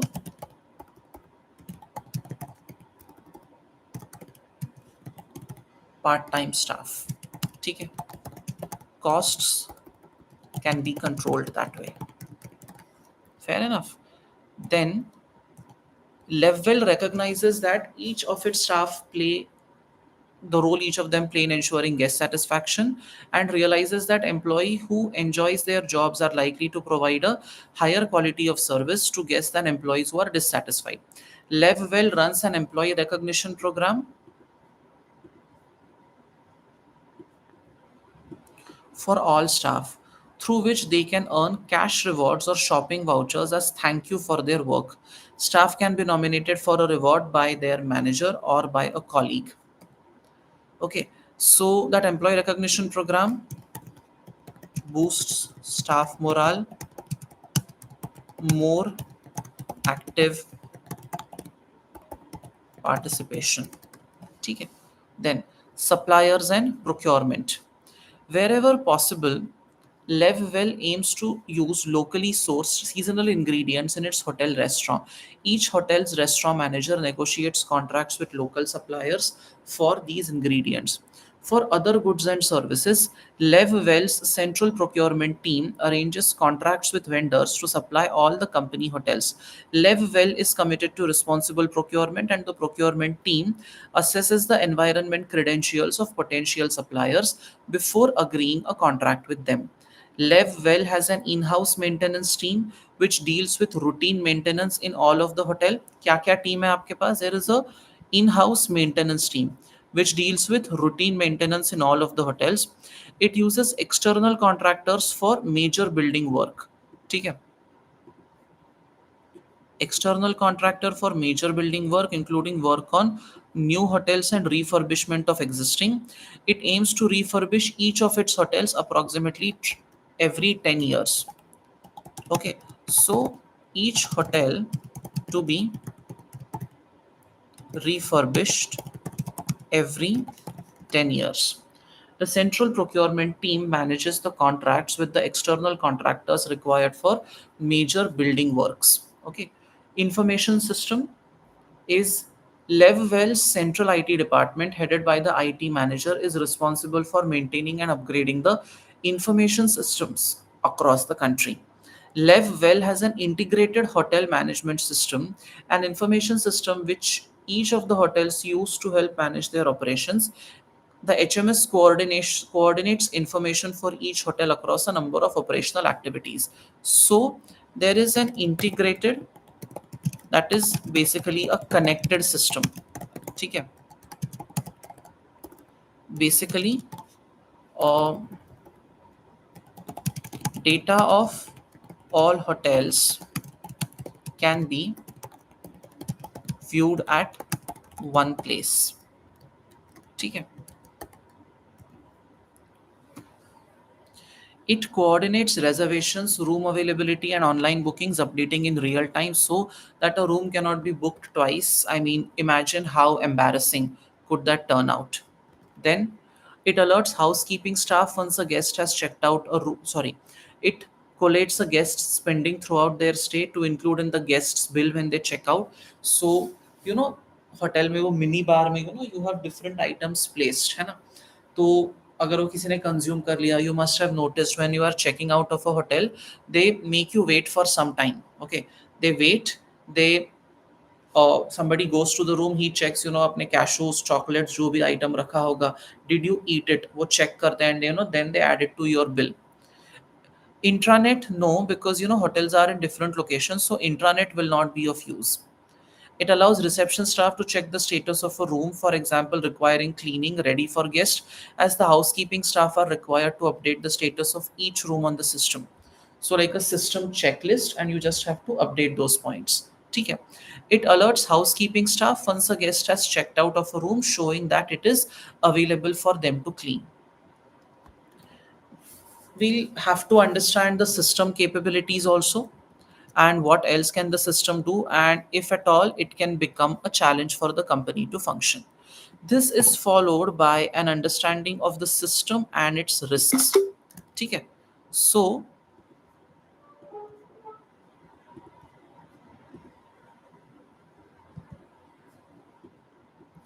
IT systems are hosted on in-house servers. Server crash हो सकता है, that could be a potential risk. Levwell does not use cloud computing servers either to host its IT systems or to store data. ठीक है. Now there are risks given to you, and we are going to make a risk register based on this. We might be asked to make it in the paper, that is a different point, but for our analysis we will be making a risk register. Now can someone tell me what are the points that have to be included in the risk register? Basically the column names. Can you type it out in the chat box for me?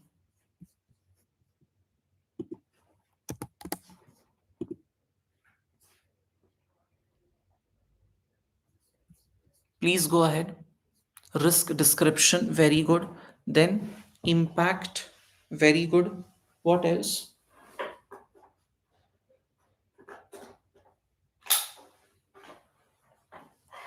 Risk description, impact, likelihood, risk level, current control, recommendation, person responsible for managing the risk, risk review, all very good points. We will be building this mitigation action. We will be building this into a full-fledged risk register. Okay, just have a look at the risks because we are going to work on that.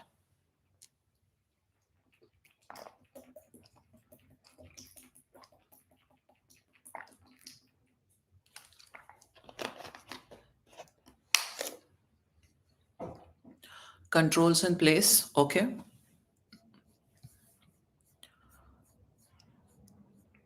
Response, fair enough. What else? I think we have pretty much covered everything, right?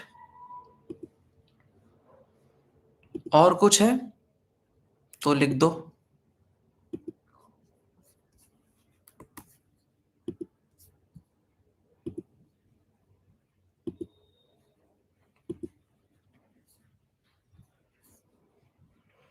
Fair enough.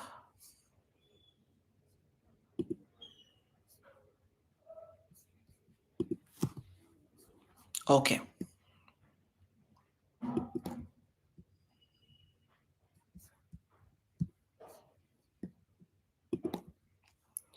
Cool. Risk description, cause, likelihood, impact, data, okay, review processes, control objectives, time period for risk, okay, risk classification, very good, low, medium, high. I think we all have some very interesting points. Then, Levwell's mission and values. Mission is to provide an exceptional experience for every guest every time they visit. It's like, something that you can make a tattoo out of. This is what the company intends to do. And the values, care, we take care of our staff and they take care of our guests. Okay, let's see. First class service, we strive to make the guest experience as enjoyable as possible. We strive for excellence in everything we do. We enjoy what we do. We look for solutions, not problems. My god, sounds like a typical manager talking. tell me solutions, don't tell me the problem. Like if I had the solution, I would never come to you, na? But anyway, my personal feelings have no place in this discussion. Then responsibility. We act in a socially responsible manner in respect of guests, staff, and communities and environment in which we operate. We support and develop our staff and are committed to offering them fair reward for their work. Teamwork, we work together to deliver exceptional service to guests. Okay. This is what we have done right now is we have gone through the material. Oh, one last point that we need to see. Then we'll open the analysis pages. Okay, I've done quite a lot of detailed analysis for you. बस एक बार ये देख लो, then I'll take you there.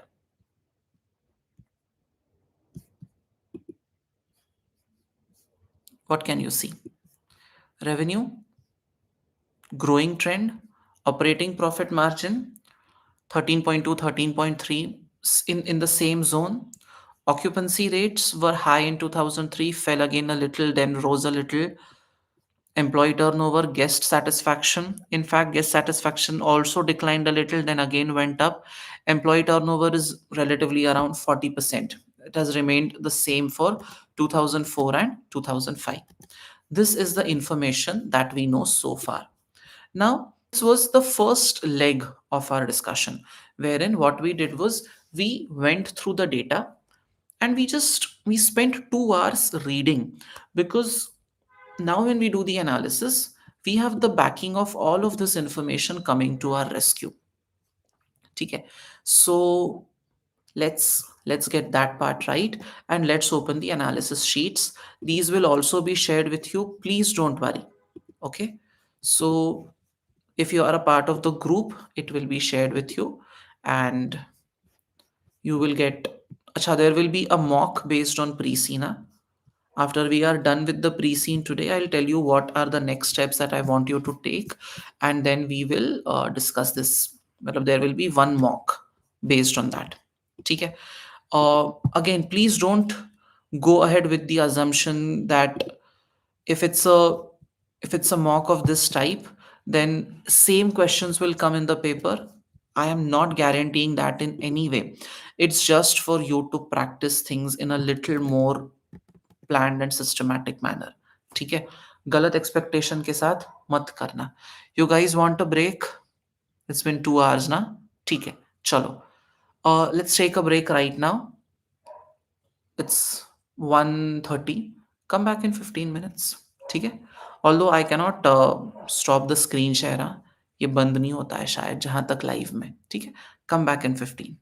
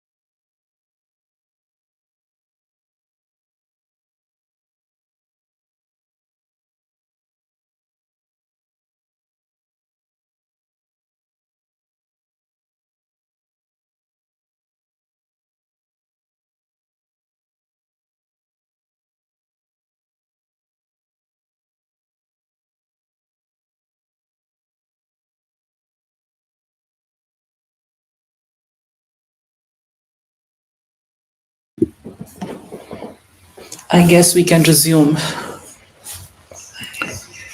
Perfect. Even I am not used to this specific format because it's always been two-way interactive, and I think I'm doing it in a one-way monologue form probably for the first time in my life. Chalo. What I would want to start off with is with a discussion of some of the models. Okay. But before we do that, I think I don't know why it keeps on ringing. A problem that I have never been able to solve. Okay. But before we do that, let's look at the dynamics of the hotel industry in Estland. Then look at the company. And post that, I think we should open up with discussing individual models and how they apply here. Naturally, service quality and all of these points, they will make a lot of difference, and we have spent some time discussing that. So let's take that discussion ahead. I think I need to put this on flight. That would be the best way. Chalo. Now let's think about, say, talking about the PESTL analysis. Now, what is PESTL and what do we analyze when it comes to the PESTL analysis? क्या discuss करते हैं हम? PESTL is political, economic, social, technological, environmental, and legal factors. So, when we are looking at the industry as a whole, uh, we need to understand what are those factors which could have a bearing on the business, right? As Namrata correctly pointed out, it's about the external environment that we are talking. So, that is environmental. We can go into how it affects our company. Okay. Now, uh, see, this is a company which is operating 35 owned properties across rural and coastal regions. And what are the political factors which might have an impact on this particular sector?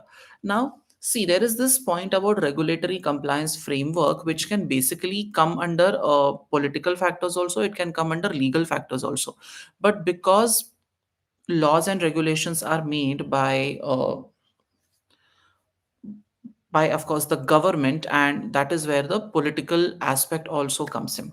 The hotel sector in Estland operates under stringent regulatory oversight encompassing multiple dimensions of operational standards.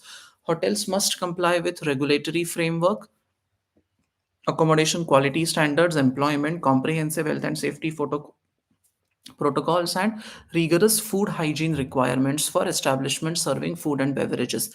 Now, later we could also think of this as a risk, where one particular non-compliance with food and drug authorities regulations could lead to several fines for the company or even closure of the business. Okay. Now, what is the impact on Levwell? It manages 35 geographically dispersed sites, and it creates a substantial compliance burden.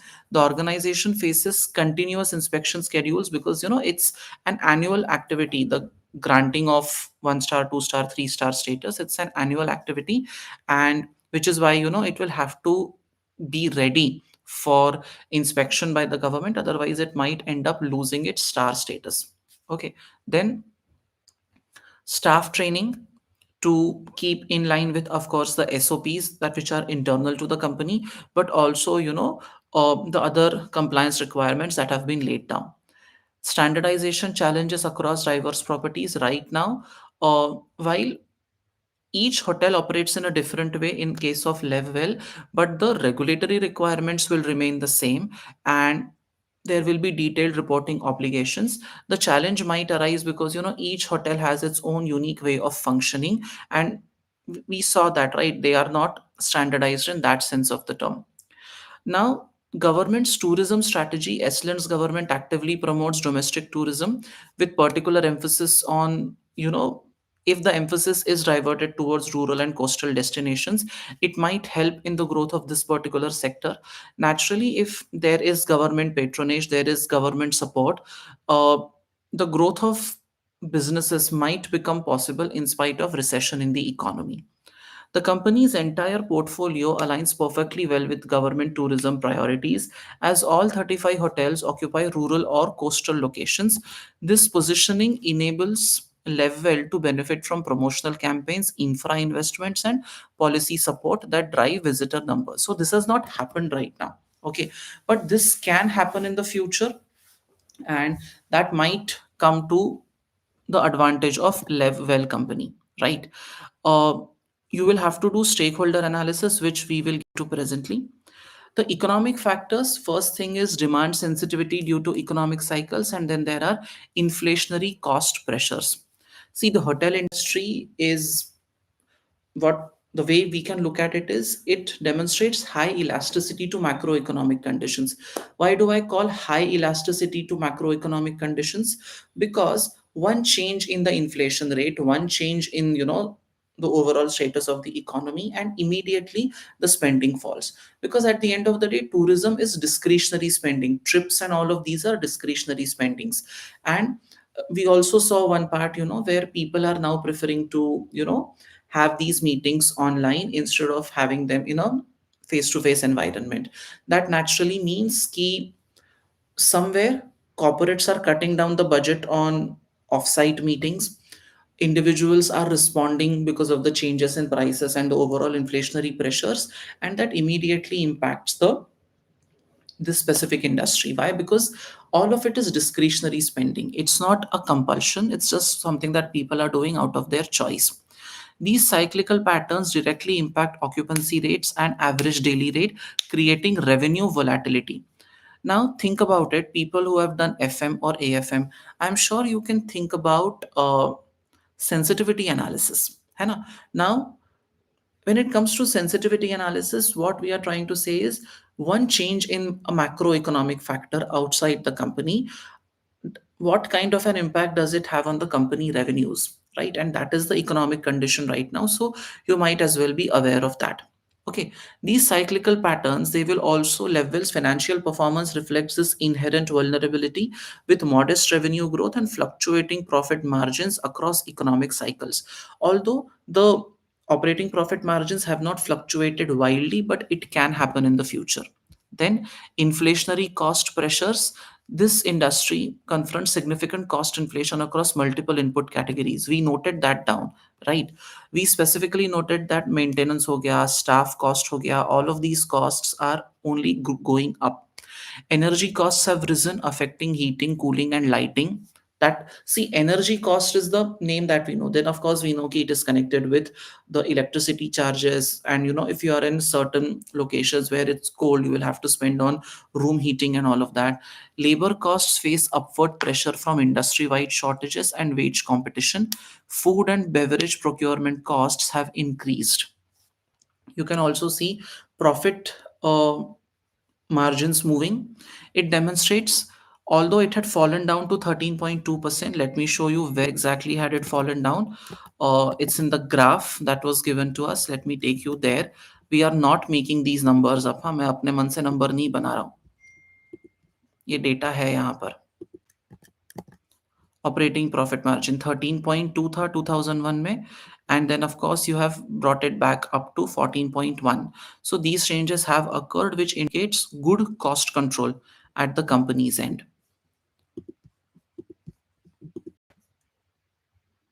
Sustained inflation could rapidly compress margins if pricing power proves insufficient to offset input cost increases. What we are trying to say is that, see, there is a pressure on lowering the price per room or the room tariff because of increasing competition and falling demand. So in order to push the demand, you might have to lower the price, but costs are going up, and if strict cost control is not done, then these margins that you have been able to achieve might become a little difficult.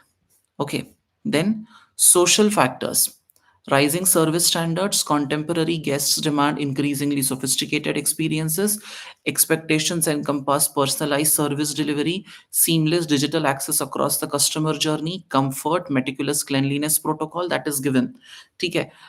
Company's differentiation strategy is that in each of the hotels, they have a unique design, They have a, and that is something, which is aligned with the local traditions and cultural themes, and that might create a memorable experience for the guest. And the customer satisfaction score 4.5, 4.4 wala jo rating hai, that in a way validates this particular approach. Esland's demographic profile presents dual opportunities. Aging population requires comfort-focused amenities and accessibility, while young travelers seek affordable luxury combined with authentic local experiences. Four-star leisure positioning effectively serves both segments. So, with a four-star rating, you might be able to cater to all types of, customer expectations. Also, and social factors can be linked later with environmental factors, that of course the company has to work in line with the ESG expectations, and that is what the guests also want. So guests, who are coming to your hotels, they might be looking for sustainable luxury, and again that brings my favorite ITC hotels back into focus. I think at least the way they position themselves for the world to see is that they call themselves pioneers of sustainable luxury, and ultimately that is what this company might also have to do. Then technological factors, digital transformation requirements, industry technology adoption trends. Now we saw that the focus is now shifting. What you are talking about is online check-in ho gaya, then documentation, all of these aspects are right now happening online. And earlier there were human beings involved to do this type of work. Now somehow you don't need that human intervention or human presence. A lot of your activities are, because of the digital approaches that you are planning to take, it could save a lot of effort at your end. Then using AI tools to understand guest needs, preferences, patterns, that will help you to provide a better service. As you know, we noted down there is a 24/7 availability. Then scaling becomes easier, and that could become a differentiator. But of course, that is not without its own set of threats. What threats are we looking at? Single point of failure, in-house servers right now. I mean, there could be a server crash, then you could be exposed to, ransomware or other attacks. Then data breach risk, guest payment information is inadequately protected. I mean, nothing worse than having private data of customers stolen. Recovery limitations, I think we did not see anything with respect to a backup or restoration, and I think that could present a major risk. Plus, a competitive disadvantage, inability to deploy advanced features rapidly. I mean, we have seen so many systems. I mean, I have seen across my experience with multiple companies that all of them have a very sound IT model on paper, but when it comes to implementation, I think that is a place, where everyone lacks. Levwell's hotel management system and website constitute central booking channels, processing the majority of reservations. However, companies' IT infra presents significant vulnerabilities. The reliance on in-house server hosting instead of cloud-based solutions, we have seen in detail what cloud-based solutions offer. It creates substantial risk of system outage, limited scalability, and heightened cybersecurity exposure. Okay. So also, one point that we have not discussed here is the telephonic bookings. Of course, those are still happening in the entity, and one wrong detail punched or one incorrect information supplied can bring down the whole thing for you. What we should focus on is IT governance frameworks, data protection obligations, cyber security risk, audit committee oversight. Okay. Then environmental factors, energy reduction, waste management, carbon reduction, and responsible sourcing. Now, you will not find all of these 4 points in one part of the pre-seen material. ये आपको अलग-अलग parts में दिखेगा. Industry pressure to minimize energy consumption through more efficient systems and renewable sources. Then better waste management, like dry waste, wet waste, basically that part. Then CO2 reduction, lower emission across food and beverage operations, transportation, and facility management. I think with the focus shifting more and more towards environmentally sustainable ways of doing things, uh, the ESG factors, the sustainability part, I think it occupies central space in all your discussions. आप इसको देखो अभी एक बार. Have a look at this. I did not invent these points out of thin air. Huh? Society becomes more concerned. Factors such as hotels' carbon footprint, energy and water consumption, and amount of waste generated influence the decision of guests to stay. Hotels need to find ways to make themselves sustainable, reducing carbon footprints, reducing water and energy and water usage, and encouraging recycling. ठीक है. Negative impact on demand, particularly from business guests. So naturally the environmental factors here are very closely linked to social, because the decision of guests to come and stay in your hotel could be connected to this, and they might not want to stay in a premises where sustainable practices are not followed. ठीक है. The hotel industry is facing escalating environmental expectations from regulators, investors, and environmentally conscious consumers. Corporate customers are definitely creating a run for it. Sustainability credentials increasingly influence booking decision. Levwell's current approach. The company demonstrates environmental commitment through local ingredient sourcing for restaurant operations. ये people के नीचे जो procurement वाला part था ना, वहाँ पे लिखा था. The reason I am taking you back there is कि भाई मैंने कुछ अपने मन से added my flavor or my own tadka to it. It's given here. ये देखो, locally sourced seasonal ingredients in its hotels, correct? Then that means it is trying to work more and more in line with that. Hotels. These practices align with the stated organizational values of responsibility and teamwork. In the values part, they have written about the teamwork. We are again trying to go for that point. Then Levwell's, what is the gap right now? Despite operational sustainability, Levwell's performance measurement framework lacks visible ESG metrics or sustainability KPIs. We looked at the KPIs, we looked at the graphs, sustainability related कुछ भी नहीं था. This absence represents a potential exam question. यहाँ से, regarding performance management systems or stakeholder reporting obligations, something on ESG might be tested. Then legal factors, employment law compliance, and health and safety regulations, and data protection obligations. Okay. Now, the hotel sector confronts substantial employment law challenges stemming from characteristically high staff turnover, complex shift patterns, and diverse workforce compositions. यहाँ पे क्या problem हो सकता है from a legal standpoint? We did read that quite a lot of staff is part-time staff, temporary staff. Now, unfortunately, in a lot of countries, this stuff is outside the scope of the PF or employment related laws, which is why, there is a lot of exploitation that can happen and that can create other legal challenges later.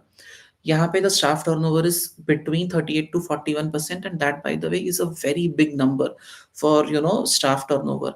That also creates other problems here. Later you will have to keep on training the individuals for the same thing again and again, which is why the government might have created some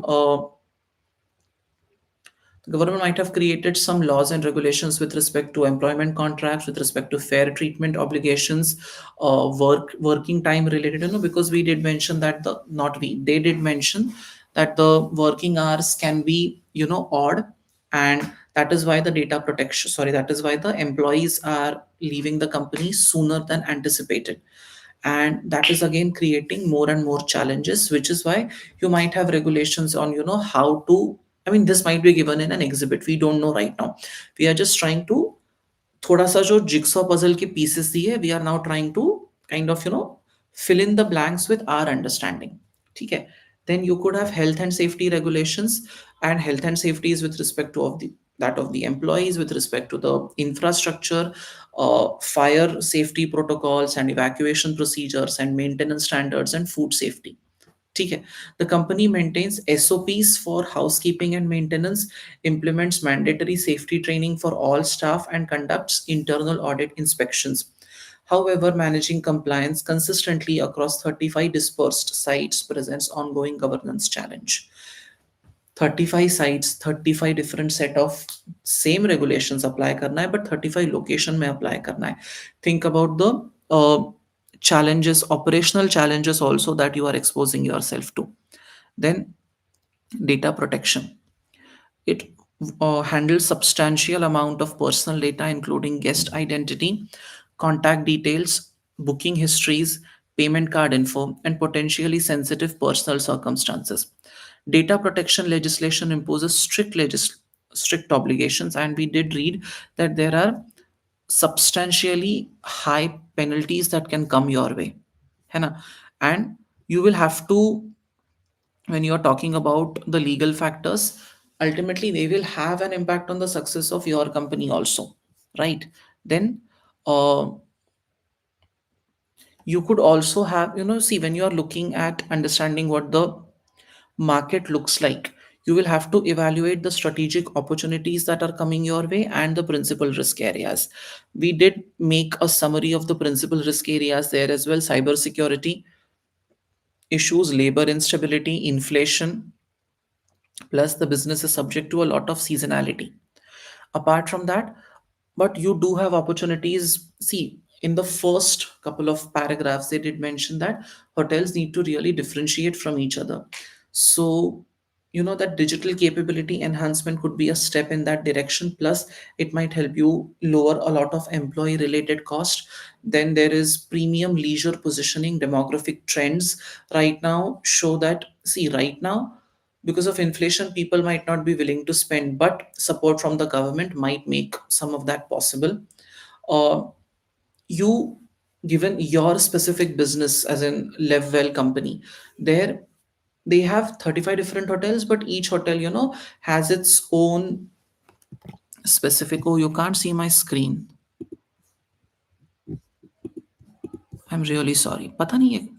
Really sorry. Yes, I let you read. Were you able to read environmental factors?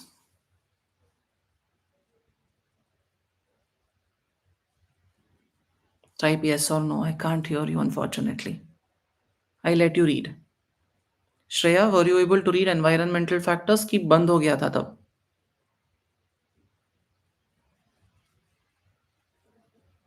Okay. Technological पढ़ा था. चलो पढ़ लो.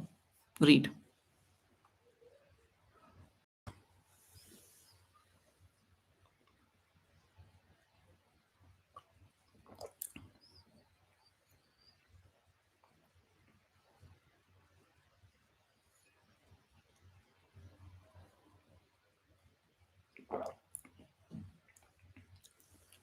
So we have looked at it from from the industry standpoint, because these are external factors, and then what is the impact on Levwell company by itself. ठीक है?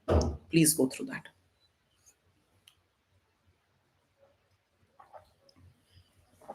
Okay. This you were able to read. Fair enough. Look at sustainability.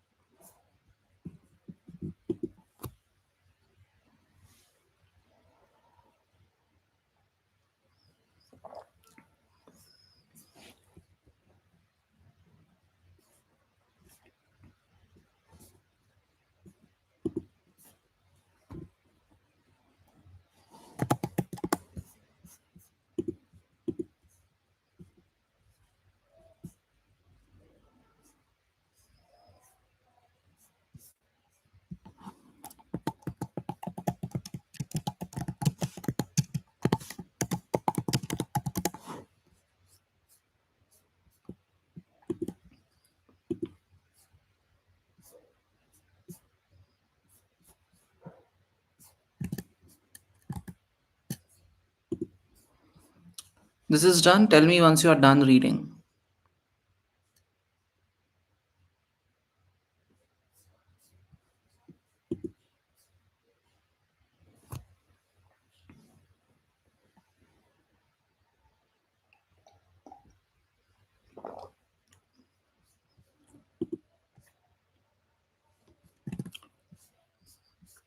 Legal factors. ये भी देख लो.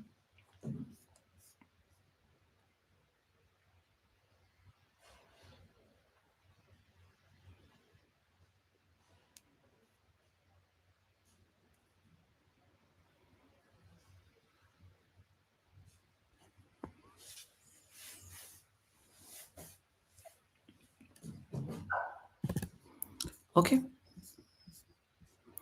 Yes, I was discussing principal risk areas and strategic opportunities. This was the last point that, we were looking at.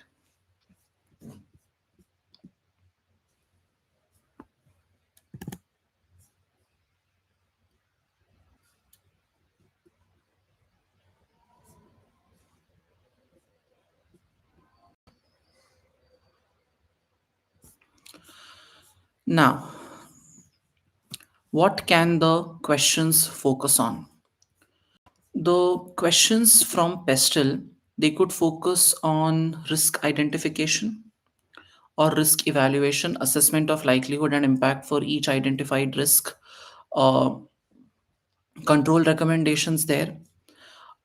Your answer will your answer will have to link to the specific issues here. In terms of ESG, they might ask you how should, or a possible question might come in terms of, what policy does the entity need to adopt in order to be more in line with the ESG or the sustainability requirements or the expectations that customers have in mind, and what impact it could necessarily create for the further success of the business. So a question can come from that part also. And what could be the impact of non compliance with these ESG parameters on the financial outcomes, वो भी question हो सकता है. Then board effectiveness and environmental oversight, effectiveness of Levwell's governance arrangements in overseeing environmental sustainability, digital transformation, and workforce related challenges. So they could ask a question on that. Or strategic response to external pressures, advise the board on strategic options to address competitive intensity, technological disruption, and environmental expectations. So maybe something like an ESG strategy development and resource allocation decisions. So yahan se there is a possibility. See, now these are question themes. Okay, these are not exact questions. I can't predict that, है ना? But there is a possibility that something like this can be tested in the paper, where they ask you further to develop the ESG strategy further, or something with respect to reporting, sustainability reporting related kuch aa sakta hai, something like that can be tested in the paper. Or technology and infrastructure recommendations to Levwell's HMS, which is the IT system, website functionality, data protection controls, technology audit, capability, technology audit, identifying capability gaps against industry standards, cost benefit analysis, cyber security and enhancements. Or they could ask you something with respect to implementation of the digital approach for the entity. ठीक है. Now there could be themes on people and performance measurement. For example, the question could focus on designing a comprehensive program to reduce staff turnover from 40% towards the industry benchmark. That could be a case. Or, doing a root cause analysis as to why Levwell experiences 38 to 41% turnover using social and economic factors. You will have to consider some data from the exhibits also. Or develop multifaceted retention strategy encompassing competitive remuneration. So remuneration schemes discuss karna padega, maybe career development pathways, how to improve working conditions, and how to drive these people towards getting more and more involved with the organization. So this could be a possible question theme. And maybe something related to budget allocation that could be tested in the paper.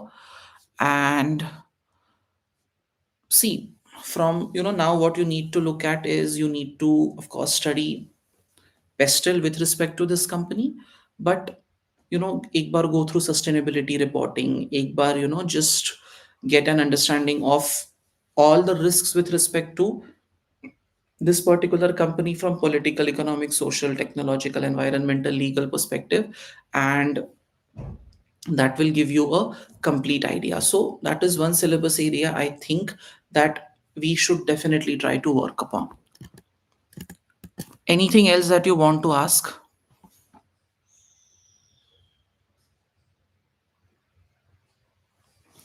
So what exactly could be tested from the ESG part? I think I have written that here.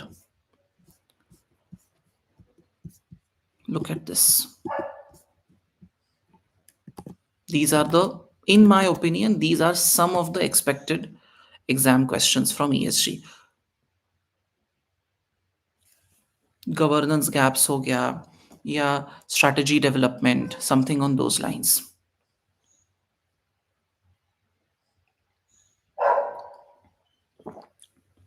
which means you will have to spell the environmental expectations, ESG expectations, and then develop a strategy to tackle that. Anything else that you want to know, please let me know in the chat box. All of that later. Pehle, let's focus on the pre-scene. Other questions I'll answer later. Anything with respect to PESTL that we have read? Everyone.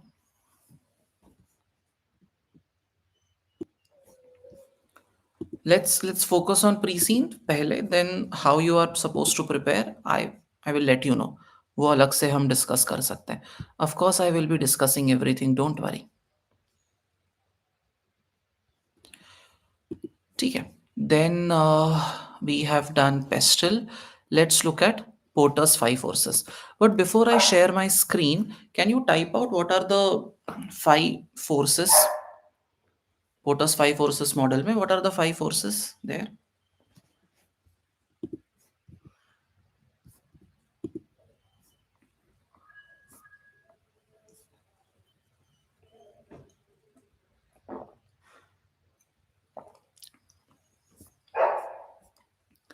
Let's write that down. Purchasing power of customer, okay. Threat of new entrants, okay.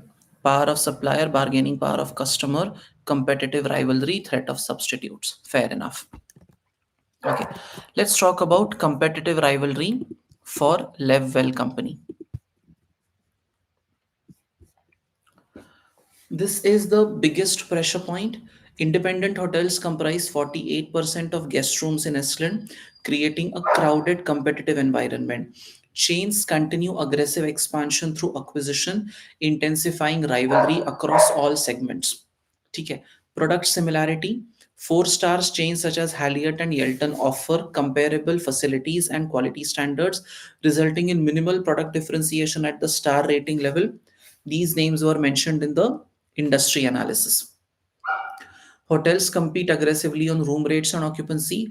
Levwell managers can offer up to 25% discount to secure bookings, putting pressure on revenue per available room.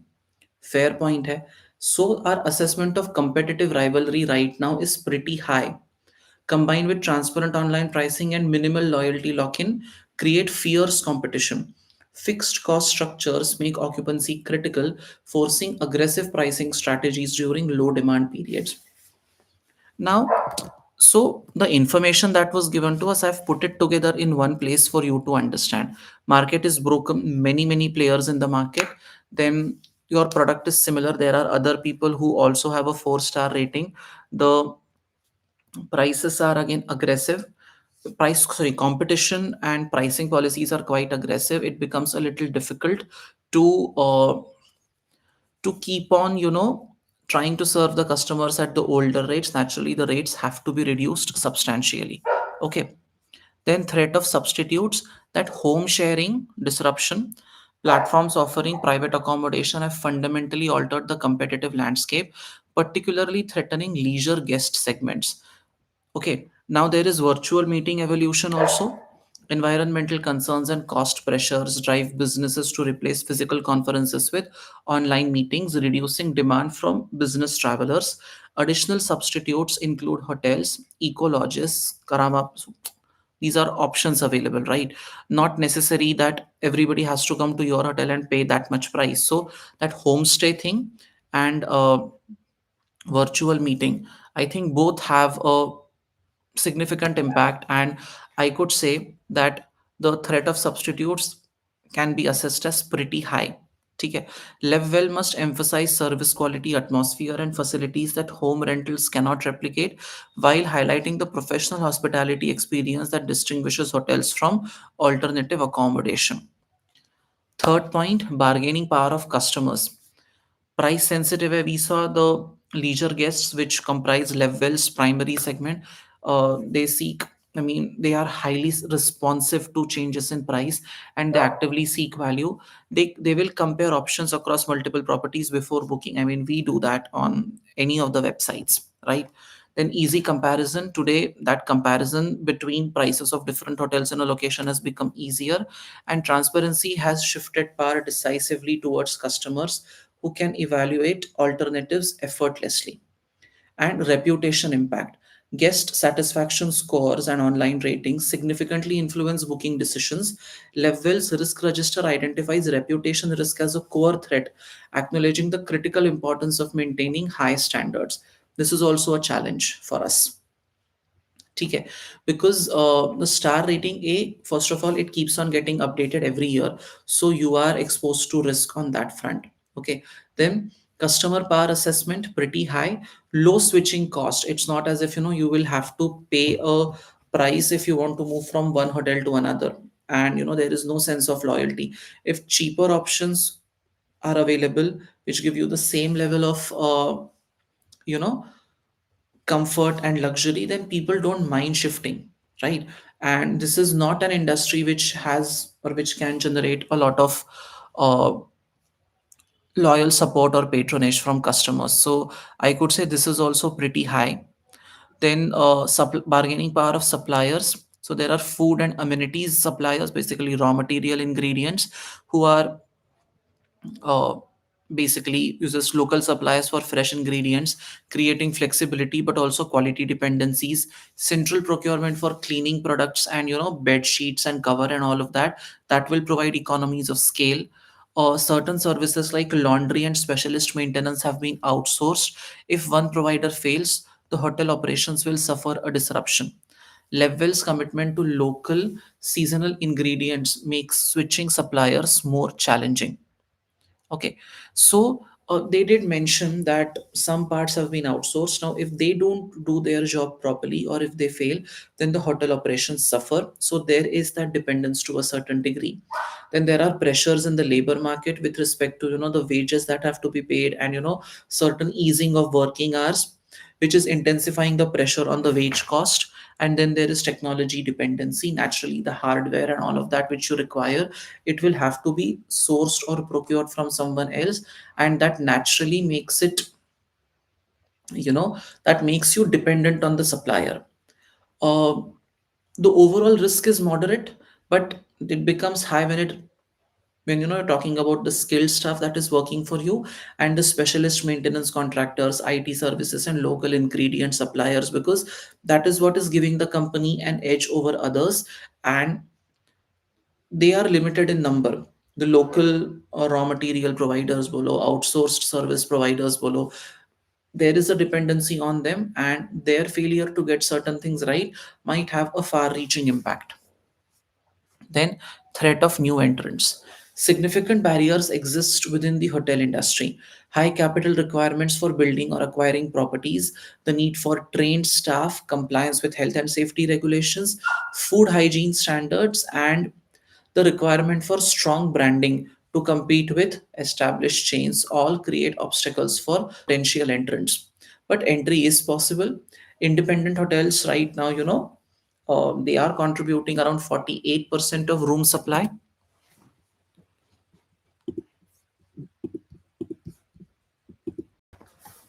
Correct. So the threat of new entrants, I would peg that as moderate, because there are certain barriers to entry even right now. Okay. And when it comes to bargaining power of suppliers, moderate overall, but high for skilled staff, specialist maintenance contractors. Customer bargaining power, high threat, high level assessment. Threat of substitutes, again, pretty high. And competitive rivalry is also pretty high in this particular industry. Okay. See, now these are numbers that I have just given on the basis of my understanding. because competitive rivalry is the most significant challenge. I have given it 95% का rating. Threat of substitutes and customer power, I have given it, slightly lesser than that. This number is not given anywhere. ये number कहीं पे दिया नहीं है. This is just an assessment from my end कि यार इतना इतना हो सकता है. This is the challenge, that we are looking at.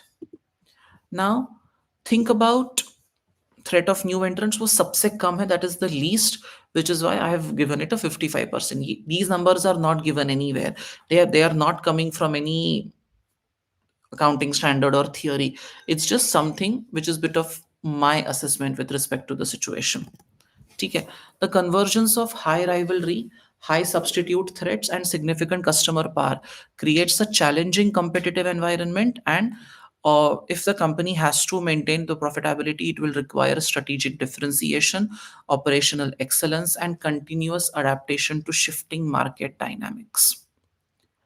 Now, strategic implications for Levwell, how they can make their mark in the market, differentiate through experience, optimize the pricing strategy because customers are highly sensitive, strengthen operational resilience. What is operational resilience? Address labor retention challenges, reduce supplier dependencies in high power categories, and invest in staff development to maintain service standards, try to retain them. Uh, your pricing strategy should be made in such a way. See, you can implement that yield management software and use that to optimize the whole pricing process, making sure that you are not overcharging customers and you are giving them stuff at the right price so that they can come and stay at the hotel. It will help you to tackle increasing competitive pressures. And from an examination perspective, you could be asked to evaluate Levwell's competitive standing in that sector, or you could be asked to comment on some kind of a competitive differentiation, or formulate a pricing strategy to tackle the current pressures on the in that particular environment, and growth strategy at the board level. These, in my opinion, are possible questions that can be based on Porter's five forces. Okay. Do let me know if there is anything that you want to ask.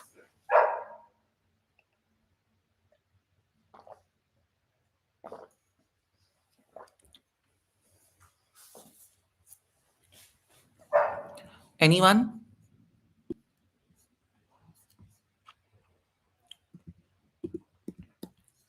You'll have to let me know in the chat box and I can help you better. Okay.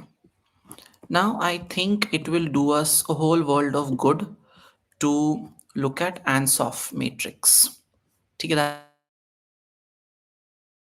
can you tell me in the chat box what is the ANS OFF framework all about? How does it help you?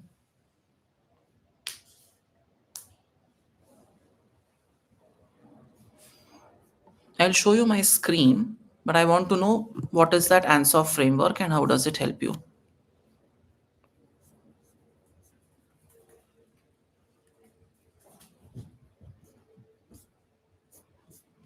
Does it provide you some tactics on how to handle the competitive pressures? See, it evaluates growth opportunities on two dimensions: products and services, existing versus new, markets and customer segments, existing versus new. The company is operating in 35 rural and coastal four-star hotels across Estland. So, this framework will help you to understand us to get a structured approach to identifying realistic and achievable growth pathways. Okay. So, let's talk about the different options that we can think of. The first one is market penetration, maximizing the existing potential. You could use that yield management software, and that will help you in pricing. It will help you to improve your current occupancy. The digital booking experience will help you to enhance online reserve. It will help you to streamline the journey. Uh, a lot of steps in the process can be cut short and you can reduce the cost.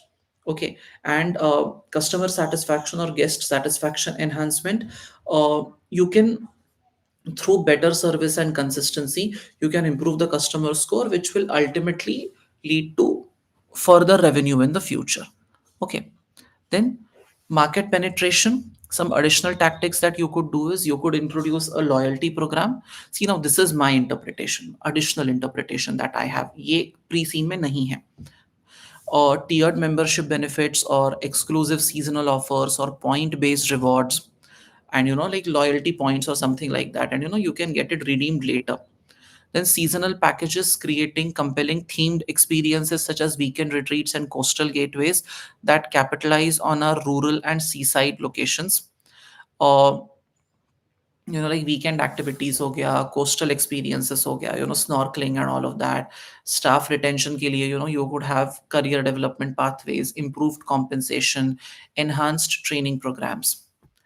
Market penetration represents low risk, fast impact opportunities that directly address our key performance indicators while requiring modest investment. With industry rivalry very high and guests increasingly price sensitive, these tactics strengthen our competitive position efficiently. Okay, so that's market penetration. And why market penetration matters is a very high industry rivalry. Competitive landscape is intense with traditional hotel chains and home sharing platforms competing. Strengthening our position in the existing market protects your market share. What you know best, do more of that. Customers are price sensitive, they constantly want value for money, and going deeper into the current lot only will help you improve performance. And reputation risk management, service quality improvement appears in a risk register, making market penetration tactics that enhance guest satisfaction strategically aligned with the risk mitigation priorities. Instead of venturing into something new, try to keep your guests happy right now, because they might become the or they will become the forebearers of your good reputation and of your good name. And if you are able to keep them happy, naturally, you can expect repeat sales. This might be the best, one of the biggest contenders for the right approach to be taken up. Okay. Then service development, innovation within our existing markets. Yeah. Introducing new services to our existing guests. Guest experience program, implement comprehensive training initiatives, service rituals, and standards that ensure consistency across all 35 properties while preserving the unique character. Like when you go to a Taj or a big hotel, for example, they welcome you with, they put a garland around you. I have seen that in videos. And then, they serve you welcome drinks and all of that. So that is the guest experience. Then premium experience packages, develop spa and wellness offerings that is already there, but you can, develop it further. Digital enhancements, make sure that, there is digital competence end to end. Then branded food and beverage, you know, beach mein I was staying somewhere, I don't know, but in the hotel, in the mini bar, they had all these exotic products kept. So that enhances the customer experience. And events and retreats, expand into corporate events, wellness retreats, and weddings, diversifying revenue streams. So more in the existing market. First was deeper in the existing market, but nothing new. This is more serve or different types of service in the different offerings in the existing market. Service development aligns perfectly with multiple strategic imperatives facing level today. Technology adoption, improving customer experience, that could be the bedrock on which you build your business further. And then of course it will give you certain clear differentiation points as compared to your competitors. It will enhance guest satisfaction, driving loyalty. And with the yield management software, the pricing can be better and reduced commoditization risk. Okay, a critical success factor. This could be one. Implementation requires comprehensive staff training and investment to ensure consistency across all properties while maintaining each hotel's distinctive character. This might be the strongest fit for our company. Then market development is entering new markets, geographic expansion, go into newer regions of Estland, maybe not just rural and coastal areas, but go to urban areas and tourist corridors, or open up to new customer segments. Right now you're only looking at leisure in a better way, but international tourists, corporate clients, maybe try to get them on board. Then Levwell's established brand strength provides a foundation for graphic diversification, geographic diversification, potentially reducing seasonality through year-round urban demand. However, our current product positioning is fundamentally leisure-focused with rural and coastal characteristics that do not easily translate to business heavy markets, urban expansion would require significant capital investment, new operational expertise, and potential product adaptation, all while facing uncertain economic conditions and demand risk. Right now, you might not have the right economic conditions because the economy is going through a downturn. Maybe the situations are not very conducive for you to enter into a new market. Maybe there is a possibility that you don't have enough funds right now to try something new, so this might be less aligned. Opportunities are there, but there are certain risks, there are certain limitations on the kind of execution that you can do. And diversification is new services into new markets. Budget sister brand, like a mid-range or a budget hotel, like Oyo Rooms, for example, which has no sense of quality in a way to begin with. But that's like a completely new segment, a new vertical. Then service apartments, where when we used to go for audit, sometimes they used to make us stay in service apartments, so that would be there. Or getting the franchisee model or management services, although this has the least strategic fit. See, diversification creates new revenue streams and reduces dependency on one segment. It also carries high strategic risk. These moves could dilute our carefully cultivated brand identity and require major capability shifts that Levwell currently lacks. Our distinctive historical hotel style may not scale easily across different formats or market segments. Imagine you are someone like an ITC or a Taj, or like a Marriott or something, and tomorrow you are also known for Oyo rooms type. Matlab, people will your brand will lose its identity, and you will become just like anyone else. And that might lead to a situation where people don't correlate with the high quality offering that you are known for. ठीक है, एक बार just look at all the four strategic options.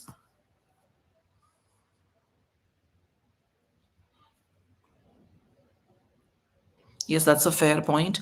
Allowing restaurants and bars for customers other than those who are staying, that could be an additional point. Fair enough.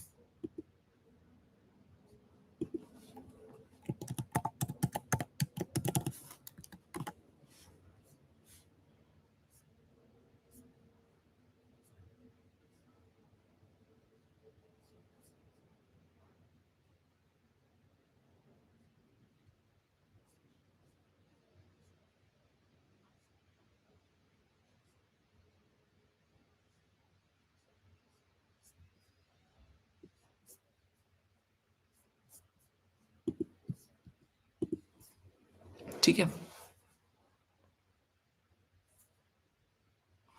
Yeah, starting a restaurant chain can be considered. That could be a fair point. You could think about that. It's I wouldn't, yeah, it's like a entering into a different setup altogether because your main experience is the hotel experience. I think service development plus market penetration might be the most suitable strategic direction. And why does this combination work for Levwell? We have read about it, but let's just summarize that. It aligns with the overall mission, which is supports our commitment to delivering exceptional guest experience. It leverages your current strength. You are only building on your current portfolio properties that you are handling, and the local flavor still intact. It helps you to address competitive threats coming from these home sharing platforms and these chain hotels. It will help you to tackle operational issues if you try to confront high staff turnover through improved training, development, and service standards that enhance employee engagement and retention. And of course, modern capabilities like the digital transformation approach that you have in mind, that will of course come in very, very handy. Okay. And likely examination questions, ANS of evaluation and recommendation, evaluate strategic options and recommend the most suitable growth pathway. advise the board on whether Levwell should expand organically, enter new markets, or diversify, to check the strategic fit. Then risk comparison, risk of diversification versus service development, or acquisition versus improvement. Prepare a strategic analysis comparing acquisition versus improving existing standards wala part using ANSOF and SAF framework. And the SAF framework is, what we are going to discuss next. But this could be a direction that your questions could take. Okay. Now,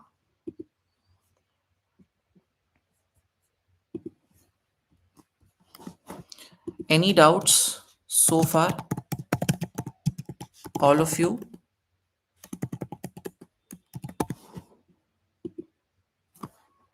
है कोई doubt? Please let me know if there are any doubts whatsoever. You can let me know in the chat box.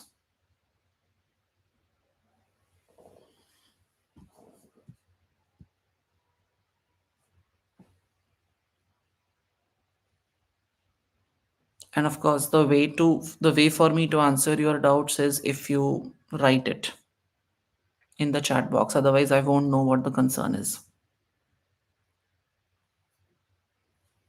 Quickly vote in the poll and let me know. That can be my base for understanding the situation.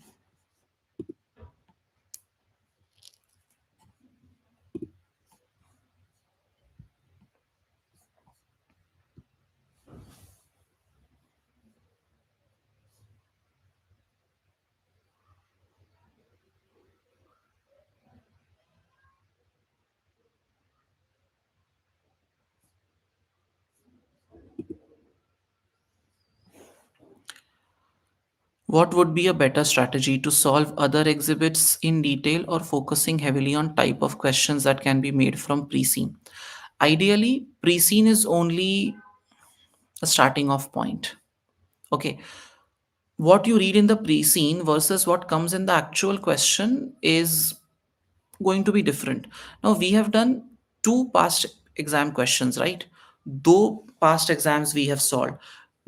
You must have noticed the amount of correlation between the pre-scene and the actual questions that are asked. है ना?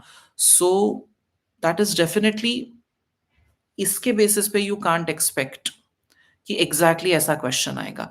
The question will be based on the exhibit.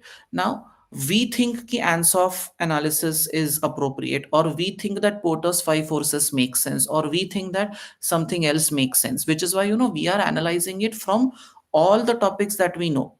We'll be doing suitability, acceptability, feasibility, वो हम करेंगे. So that is our, मतलब हम prediction कर सकते हैं, but इससे question नहीं आएगा. So, exhibits are going to be the cornerstone of your answers and exam handling. ये I am repeating this. This is only a background cover for you. ठीक है? और you have to ensure कि आप इस पे बहुत ज़्यादा rely मत करना. वैसे in the sense, I'm not saying that this material is not reliable. What I'm saying is कि उसका यूटिलिटी बहुत लिमिटेड है पेपर में. पेपर में this maximum amounts to what 15 to 20% importance है ना. So everything else apart from that, no, don't spend time. Because what you can do is, we identified ANSOF, we identified XYZ, open the study hub and read more of that, है ना. So that should be your approach. आप इसको approach बना के मत चलना कि यार यही क्वेश्चन पेपर में आएगा. Often times now, when you read the examiner report and when we read the good answer bad answer thing, I'm sure you remember there were a couple of comments where the examiner said ki the student answered vaguely on the basis of some expectation that he had developed from the pre-scene material. He did not pay attention to the exhibits. I'm repeating, pre-scene material is only 20% important. The remaining 80% is your exhibits only, and that exhibit will be the starting of point. So do not rely too much only on this. It will not help. ठीक है. If Levwell gets into franchisee model, it will be product development or diversification. Who can answer this part? Will it be diversification or will it be product development? Namrata has asked a very interesting question. Who can answer that? Do let me know in the chat box.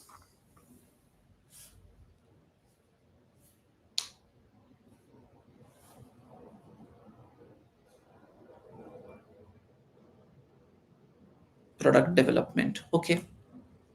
Why? What is the rationale behind calling it product development?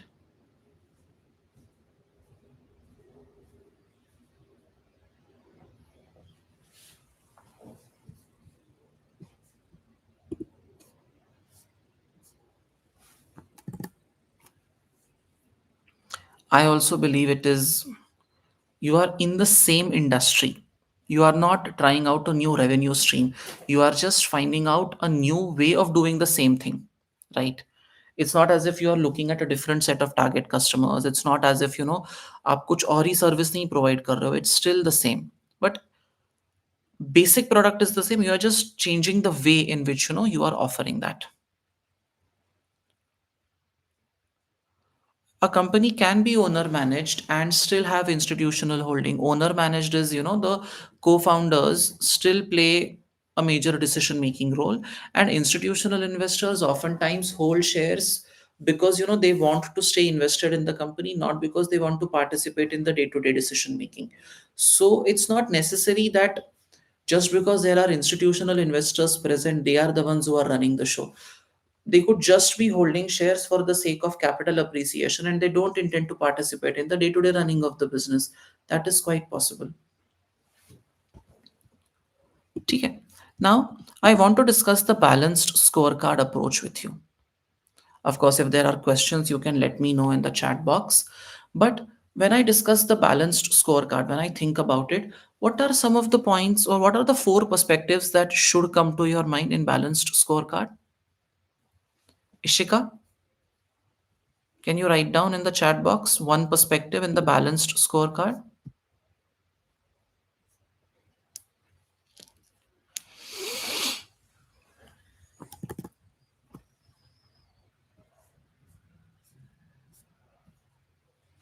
People, finance. Is there a people perspective or is there a customer perspective? There is a financial perspective, there is a customer perspective. Then what else is there? Internal process perspective, learning and growth perspective, right? Chalo. So let's look at it from a balanced scorecard ka point of view. What is our mission? To provide exceptional experience for every guest every time.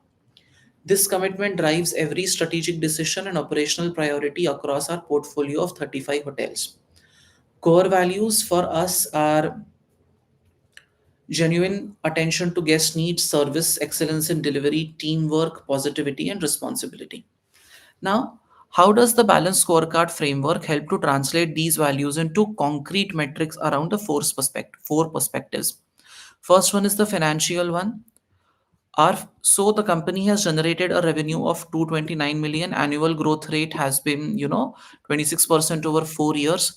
The profit margin is 14.1%, which is above the industry average of 10. Occupancy rate is 77%, which has improved from the 73% POV. ठीक है. Significant challenges are there: labor shortages, inflationary pressures, rising energy cost, and intensifying competition from Airbnb and home sharing. Airbnb, I have used that as an example because आपको वो quickly समझ में आएगा. I'm sure you have done an Airbnb type booking somewhere. Then the financial metrics are gross operating margin, ROCE, ADR, and revenue per available room. ठीक है. And ROCE again will be a critical one, because this is a capital intensive business. Then the average daily rate demonstrates pricing competitiveness and yield management capability in our regional markets. Followed by, so these are the financial metrics. Whether we have achieved them or not is something for us to evaluate. If we have done better than the industry standards, then great. Right now, revenue per available room and average daily rate का कोई standard आपको दिया नहीं है. Gross operating margin, they have told you 10% is the number. Our guest satisfaction rating of 4 to 4.5 reflects strong performance, yet The highly competitive leisure market demands continuous improvement, with clientele primarily comprising leisure guests at our rural and coastal properties. Maintaining exceptional standards is non negotiable. So, customer satisfaction has to be at the top. The guest satisfaction score is 4.5, whereas the repeat guest percentage is 68%. And that in itself speaks about how much more do you have to do in order to increase the repeat guest percentage, because that is going to be a harbinger of future revenue and growth for the company. Now, in the future, a question might ask you, Kia, customer experience, if you want to enhance, how do you, or what are the parameters or calculations that you use for that? You could use a guest satisfaction index or a complaint resolution time, which has to be, quick response to complaints, online reputation score, and net promoter score. Net promoter score is NPS. We use it in India also.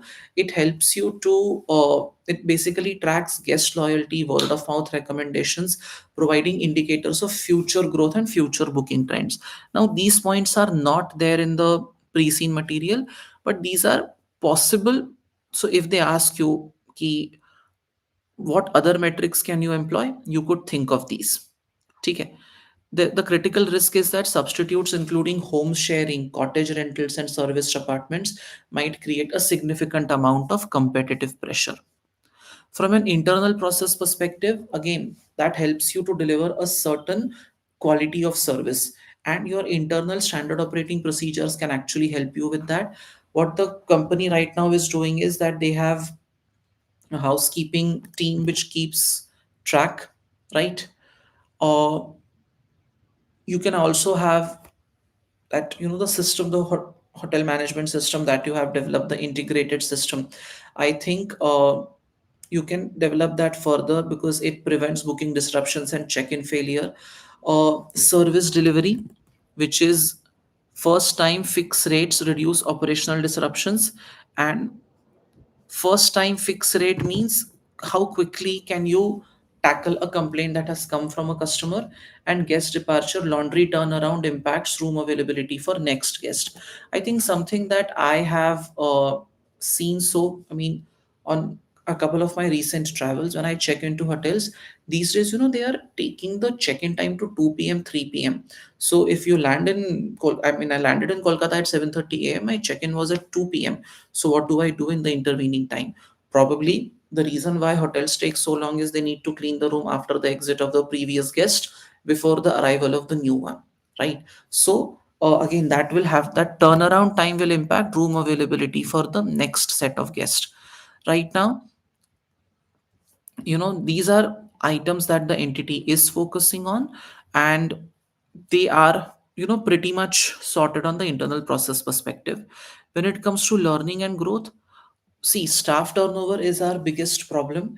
The challenge is that staff comes and 38 to 41% of them leave very quickly, which means you will have to hire new people and you will have to train them. So that is something, which is going to involve a huge cost outlay. And plus the quality of service might get impacted. Getting trained people, getting good people is anyway a challenge for any organization. And you could spend more time on staff training and staff engagement and keeping them happy so that they stay with the company instead of stepping out and, you going through the entire process of staff training all over again. The strategic alignment framework, which talks about financial stability, guest XP. So what we can do is, given the challenges that we are facing right now, how do we make sure that in spite of these challenges and taking the four perspective in mind, how can we continue to deliver good quality service to the customers and maintaining our revenues, deliver exceptional guest experience, work on people development, build culture, reduce turnover, enhance capabilities, drive operational excellence through digital transformation, and uh, think about the financial stability aspect also in terms of cost control and sustainable growth. And of course, there are financial risks involved right now as well. Screen sharing stopped. What are those? There is an economic downturn happening. There are heavy capex requirements. So when you want to start a new hotel, you will have to incur that. Plus, there is cost inflation in labor and utilities, followed by operational risks, IT system failure and cybersecurity, service inconsistency across 35 properties, supply chain disruption, and of course, there are people related risks also, followed by hospitality skill shortages because trained staff come here and other training inconsistencies. The balanced scorecard provides a comprehensive framework for monitoring performance, but you will also have to keep in mind the challenges and risks that will come with it. Okay. And you will have a question might ask you on how do you plan to address these risks, but ये हम फिर से risk वाले aspect when we look at the risk register, the TAR framework, we'll revisit that. Now I have a question. It's 3 p.m. You have been sitting since 11:30. I think you might need another break to quickly eat something, right? I have around 1.5 hours of content still left.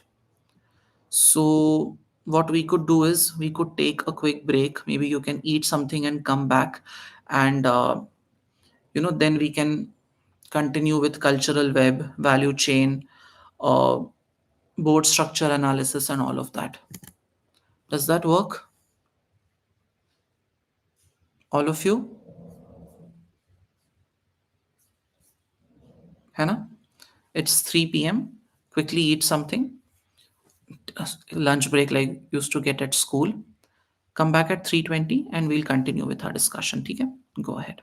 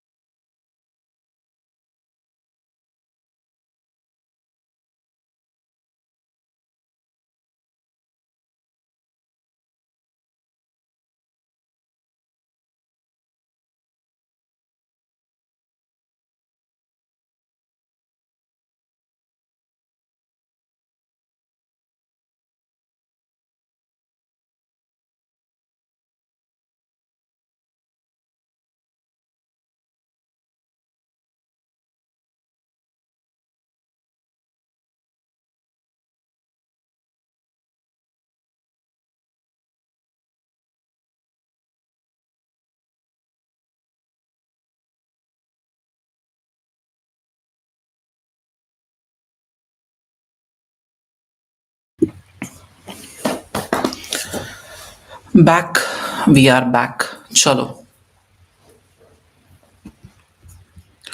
Do you want to continue this way or you want to shift to regular Zoom? आप बताओ मुझे. I can, huh? There's no problem. You want you want me to shift to Zoom?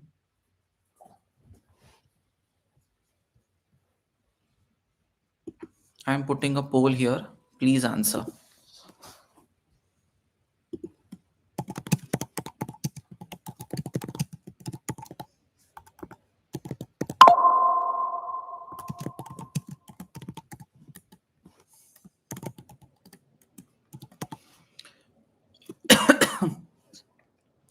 बता दो. Otherwise we can continue here. No problem. This is fine. Maybe ना मुझे I'm not used to one-way communication ना, which is why.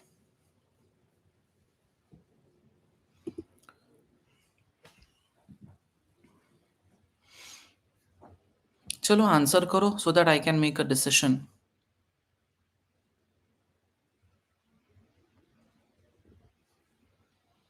There are some people who are saying that they want to shift, and around 8 9 people have said that. So let's shift. This is also cool. Okay. So before going for our break, we discussed PESTL, Porter's 5 forces, then ANS OFF and balanced scorecard applicability to this situation. Uh, let's try if we can, find something about stakeholder strategy. Now, whenever you are looking at stakeholder analysis, I think the primary tool that you use is Mendelow's matrix. Okay. Now, what are the parameters that you use when you are analyzing stakeholders using Mendelow's matrix? Can you name the two parameters that you use? There is PAR, okay, level of PAR. And what is the second one? Level of interest. Okay, so let's see how Mendelow's matrix applies to this situation. Mendelow's matrix categorizes stakeholders along two critical dimensions, PAR and interest.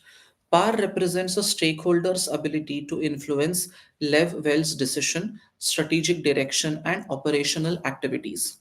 Interest reflects the degree to which stakeholders are affected by Levwell's actions and their engagement with organizational outcomes. Okay, so interest is, am I going to take an active participation or an active interest? Does it impact me? When I say interest, basically it reflects the degree to which I am affected by that. Your result, I'm deeply interested in your result because my career, my growth is going to be impacted by how you perform in the exam. And what is PAR? PAR is the ability to control or influence certain actions. Okay, again ये बंद हो गया. Now there are 4 strategic quadrants: key players, keep satisfied, keep informed, and minimal effort. Who are key players? Who are affected also the most and who have the highest ability to control. Which people come under keep satisfied? Who have a high ability to control but who are not so deeply affected by what is happening in the entity. These are people with whom you have to maintain positive relations, so you don't have to over communicate. Keep informed is people who have low power, that is they are not able to influence or drive decisions, but they are deeply impacted by whatever is happening in the entity. And then minimal effort people are basically those whose level of interest and level of power is at a low level. So for them, you just need to do routine monitoring and basic automated processes.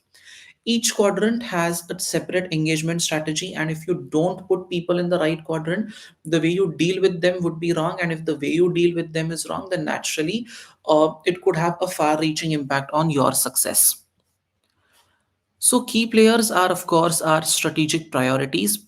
These stakeholders, because they wield significant influence, they have the ability to shape the strategy, shape the direction that the company is taking, and they would require continuous proactive engagement through multiple channels. Okay, your institutional shareholders who control 80% of the shares, then the board of directors who are actually running the show, the regulatory bodies, and the hotel general managers. See, hotel general managers are people on the ground who are running the show. They hold it literally in their hands. The way they direct the company, the way they direct their particular hotel, that is going to that is going to be a make or break point for you, in my opinion. So they are key players and they have to be your highest priority. Same thing goes for institutional investors. If they are unhappy and they pull out, then naturally everybody else will see that as a sign of the company going down, and they will also start offloading their stake. Then the board of directors, they exercise control over corporate strategy. They are at the helm of affairs, so again they fall under the key players category. And with them you require continuous proactive engagement through multiple channels. uh, Same goes for regulatory bodies in this sector. There are a lot of stringent rules and regulations, therefore continuous compliance is in a way compulsory. And how do you engage the key players?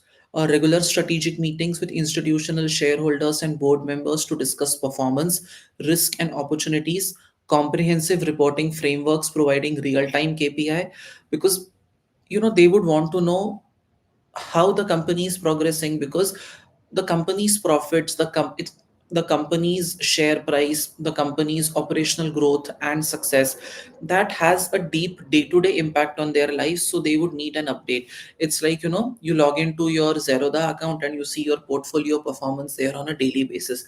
The same thing applies here. Then proactive risk communication, ensuring that early engagement on potential challenges before they escalate. Then systematic audit procedures is maintaining regulatory compliance, because that will be necessary when it comes to the government regulatory bodies. uh, if there are any challenges that the company is expected to face, timely communication with these stakeholders will ensure that their faith in the system is retained and you are not impacted in any way. You have to get their buy-in, you have to get their support for continued operations. And of course, meeting forums and operational councils, so that a two-way dialogue is possible. This quadrant requires the highest investment of senior management's time and organizational resources. Then keep satisfied. Who are the people in the keep satisfied tab? They are people with high power who can influence or who can control what is happening, but their level of interest there is low, so they are not as deeply impacted by the company, but they can control the company in a major way. So your local authorities, your banks and lenders, and your corporate clients, they will have a significant role to play. So with local authorities, control planning permissions, zoning approvals, building permits, and signage regulations, critical for refurbishment and expansions, but limited day-to-day involvement. See, when you do refurbishment, that is, an overhaul of the hotel or overhaul of the premises, you will need permission from local authorities. You will, to set up new hotels again, you will need permission. So you have to keep them satisfied, but their involvement on a day-to-day basis is low. Corporate clients, they will come to you for large scale events and bulk booking. uh, they possess negotiating power, but right now you don't have too many corporate clients in your portfolio, so you just need to keep them satisfied. They are not key players for you. Same goes for banks and lenders also. They wield power through debt covenants and refinancing arrangements. What is a debt covenant? A debt covenant is a clause in the loan agreement. And what does this clause could be something like, if the interest coverage ratio falls below 4, then the company will have to repay the entire amount. Okay. If the interest coverage ratio falls below 4, then the company will have to repay the entire amount. Now, that is why the company will make a lot of effort to ensure that the interest coverage ratio does not fall below that. And these people have to be kept satisfied. As long as the interest coverage ratio is 4, they are not going to create any problems. Otherwise, they will ask for immediate repayment. So you need to keep positive relationships ongoing with them. Keep satisfied, to say in layman terms, keep on sending them mithai boxes on Diwali or something like that. Then keep informed your employees, hotel guests, and local communities. Local communities, acha, what is the keep informed quadrant? Keep informed quadrant is low power but high interest, who are deeply affected by whatever is happening there, but they don't wield a lot of influence on the decision making part. Okay. So These stakeholders lack formal power but possess high interest. Employees naturally will be affected by the company's decision to give them a pay hike or all of these aspects. The hotel guests, suddenly if they are going to visit one particular location and they get a news that, for whatever reason the hotel is going to be shut down, then naturally that impacts them. And see, your guests are super important because, say, for example, I create a batch of students and I don't tell them when the next class is going to be, and it happens consecutively for 2 or 3 lectures, then naturally these students will become unhappy and they will start posting on social media ki he took money from us but he never communicated the class timing. As long as they are informed and the job is getting done, they are not a problem, but if you don't fulfill that, then naturally it becomes an issue. Same goes for local communities. Residents near our 35 hotels experience direct impact from tourism activity, noise level, traffic pattern, and local employment opportunities. They maintain high interest in our operations while possessing limited formal power over business decisions. So what we are trying to say here is, see, whenever any industry is set up, it creates employment for the people around. Now, one of the bigger points here is that if you are setting up a hotel in a particular region, don't bring your staff from outer locations. Let the people who are staying there get employment. So, those people, they don't necessarily have a lot of power, but of course they are going to be impacted. Maybe their land has been taken up in the process, or there is noise or traffic or whatever in their city, so you need to take them along, which is why transparent communication is critical for this group of stakeholders. And then can we include middlemen such as booking agents? Where but in keep satisfied, yeah, if you have booking agents in the process, then why not? But in our question we did not have any reference to booking agents, otherwise it's not a problem. Then minimal effort is low par, low interest. Neither are they financially impacted by the decisions of the company, nor are they in a position to influence the decisions. Okay, so your commoditized suppliers, your general public, your minor contractors, all of these, they play a role. They are important. Okay, it's not that their importance is getting downgraded, but you can find replacements for your contractors, you can find replacements for your supplier of commodities, and with them what you can do is just keep them basic level info. You don't need to make a lot of effort in keeping this set of stakeholders happy. Okay, and what does the stakeholder map look like? Somewhere like this. Key players may institutional investors, board, regulators, and the hotel general managers. In keep satisfied local authorities, banks, lenders, corporate clients. Minimal effort may commoditized suppliers mean suppliers who provide you raw material. Then public and minor contractors, and keep inform may employees, guests, and communities. Okay, and uh, of course, these are some of the recommendations that when it comes to key players, prioritize them and allocate adequate time. When it comes to employee turnover, which has been, highlighted as a major challenge from time to time, you will have to spend time on enhanced training, on compensation review because they feel that the compensation levels are not at par, and career development to protect service quality. And when it comes to the other stakeholders, I think the guests play a very important role. So monitoring reputation metrics by looking at their expectations and how you can fulfill them will also play an important role in this. So these are the strategic recommendations for leadership. Okay, now, yes, induction program could be a part of that. Induction of staff so that they are oriented with the overall org level culture. Okay, now, now question. See, they will not ask you ever to make Mendelow's matrix, but they might ask you in terms of what strategy can you have in place in order to deal with each of the stakeholders, and that is where this analysis can come in very very handy. Okay, now before we do that, before we move on to the next one, I wanted to ask you: do you remember Porter's value chain?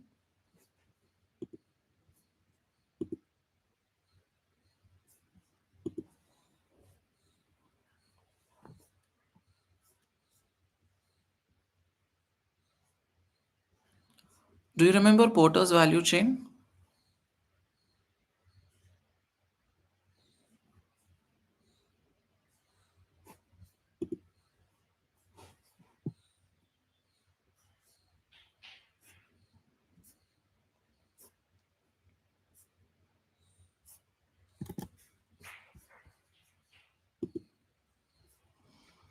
Inbound logistics. Okay, what else?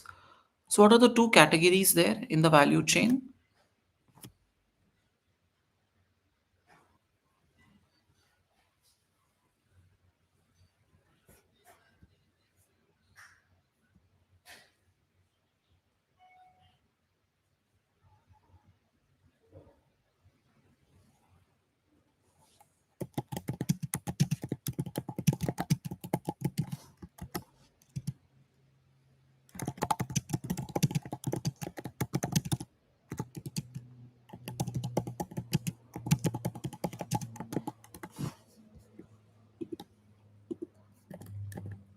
Primary activities and support activities. Okay, what all is covered under primary? Inbound, process, outbound, marketing, sales.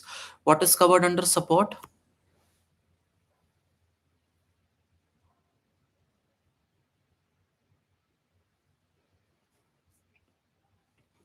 What are the four support activities?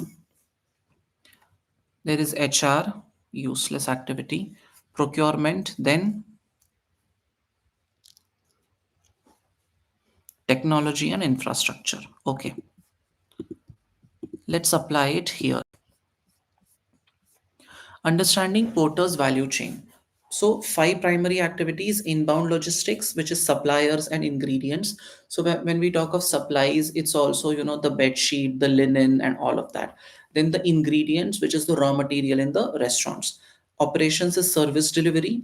Outbound logistics is experience, delivery to the customer, marketing and sales, and service and post sales support. Support activities are firm infrastructure, corporate governance, human resource management, tech development and systems, and procurement strategy. Now, if I were to look at inbound logistics, central procurement, chain level purchasing of linen, cleaning products, and toiletries provides economies of scale and consistent quality standards across all 35 properties. We have seen this data. Local sourcing is regional fresh ingredients for restaurant operations. It enhances authenticity and support Levwell's commitment to unique local experiences. Then outsourced services, again, certain input services that you require in order to make the entire business profitable, that is covered under outsourced services, which is laundry and all of that. What are the critical risks here? Supply chain disruptions could directly impact guest experience, particularly for fresh ingredients and linen availability. Quality consistency across the portfolio remains challenging with fragmented supplier relationships. So you will have to have basically alternative suppliers in place in order to reduce or in order to avoid single vendor dependence. Okay, that will become an important point. When it comes to delivering the level experience, see, yahan pe your biggest problem is supplier issues. So single vendor dependence is something that you should avoid in all cases. Okay.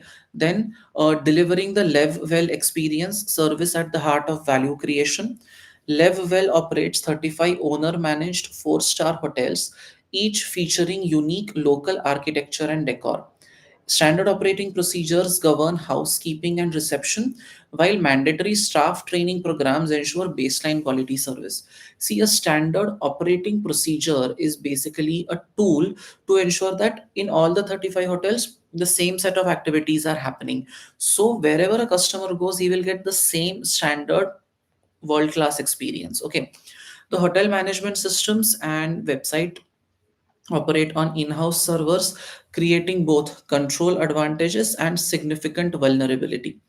Guest satisfaction scores consistently range between 4.4 and 4.5, reflecting strong operational performance despite structural challenges. Now, the customer satisfaction score is 4.4, 4.5, which is not bad, but there are still certain gaps which is preventing it from going to a 4.8, 4.9. And that is, where the company will have to work towards improving the overall level of how customers feel. and that itself might become the next KPI for the company. Okay, it might be a possibility. Then what are some of the company's strengths? Differentiation. Non-standardized service creates memorable experiences that distinguish Levwell from large chains. But sometimes, because of that lack of standardization, the individual hotels might take a different view. And what might happen in the long run is that each one of them is following a different approach. The divisional heads or the hotel general managers are, they have taken things in their hands and they are not following the company protocol at all. ये भी हो सकता है. Or one of your weaknesses here is the IT vulnerability. In-house hosting server creates single point failure risk with potential cascade effect, and there is a risk of staff turnover also. And right now it is one of your bigger risks around. Even if you are developing standardized procedures, having and you are training the staff for it, if 40% of your team is leaving each year, then that standardization, see, amongst the employees also, for that to get propagated, it will take some time. And if staff keeps on changing, then the issue only goes up. Operational challenges and opportunities. Service blueprint consistency, ensuring that the service standards across all the 35 locations are set in advance and everyone follows that. uh, you have one of your risks as single point IT failure, so you could work on that. Maybe move to cloud migration instead of focusing on the local server. Then you need to work on staffing stability and seasonal demand management. So operational analysis is often asked in the paper, and they might not use the word service blueprint consistency, or they might not use the word technology modernization, but somewhere uh, cloud migration, or the fact that there can be inconsistency in the level of service across locations might become a focal point for your discussion. So paper में इस पे question आ सकता है. ठीक है. Talking about outbound logistics, this is experience delivery. Unlike manufacturing firms where outbound logistics involves physical distribution, Levwell's delivery is the service experience in itself. Smooth check-in and check-out processes are vital touch points, supported by website bookings and online travel agent OTA channels. Digital booking infrastructure. Levwell's website provides direct booking capabilities, though IT downtime poses transaction interruption risk. OTA partnerships expand market reach but reduce margins through commission fees. So the digital booking infrastructure, if it becomes seamless the way you are visualizing it, I think it can be a unique USP, I mean, for the company, unique selling point for the company, and that entire experience might elevate your reputation in the minds of the customers. The food and beverage operations, like one of you mentioned, opening up the food and restaurant, the bar and the restaurant for outside customers also, I think that can, that can popularize your service offering better, and you could have more revenue streams and people might even consider coming and staying. And reduced OTA dependence through enhanced direct booking capabilities could improve margins. Service consistency across 35 properties requires robust quality assurance and standardized training protocol. So I think one of you mentioned about booking agents. Now, booking agents agar hoga to naturally there will be a cost involved, plus there will be a dependency involved. If you are doing it digitally, then naturally the risk quantum goes down. Then marketing and sales, brand differentiation, reputation driven sales work more on, getting customer rating up. And I think a lot of service providers constantly keep on telling you rating de do, rating de do, rating de do, right? I'm sure they do that, which is basically the testimonials and the word of mouth publicity that is going to bring in more business. Then brand differentiation. Central marketing team emphasizes unique hotel design, heritage properties, and authentic local culture.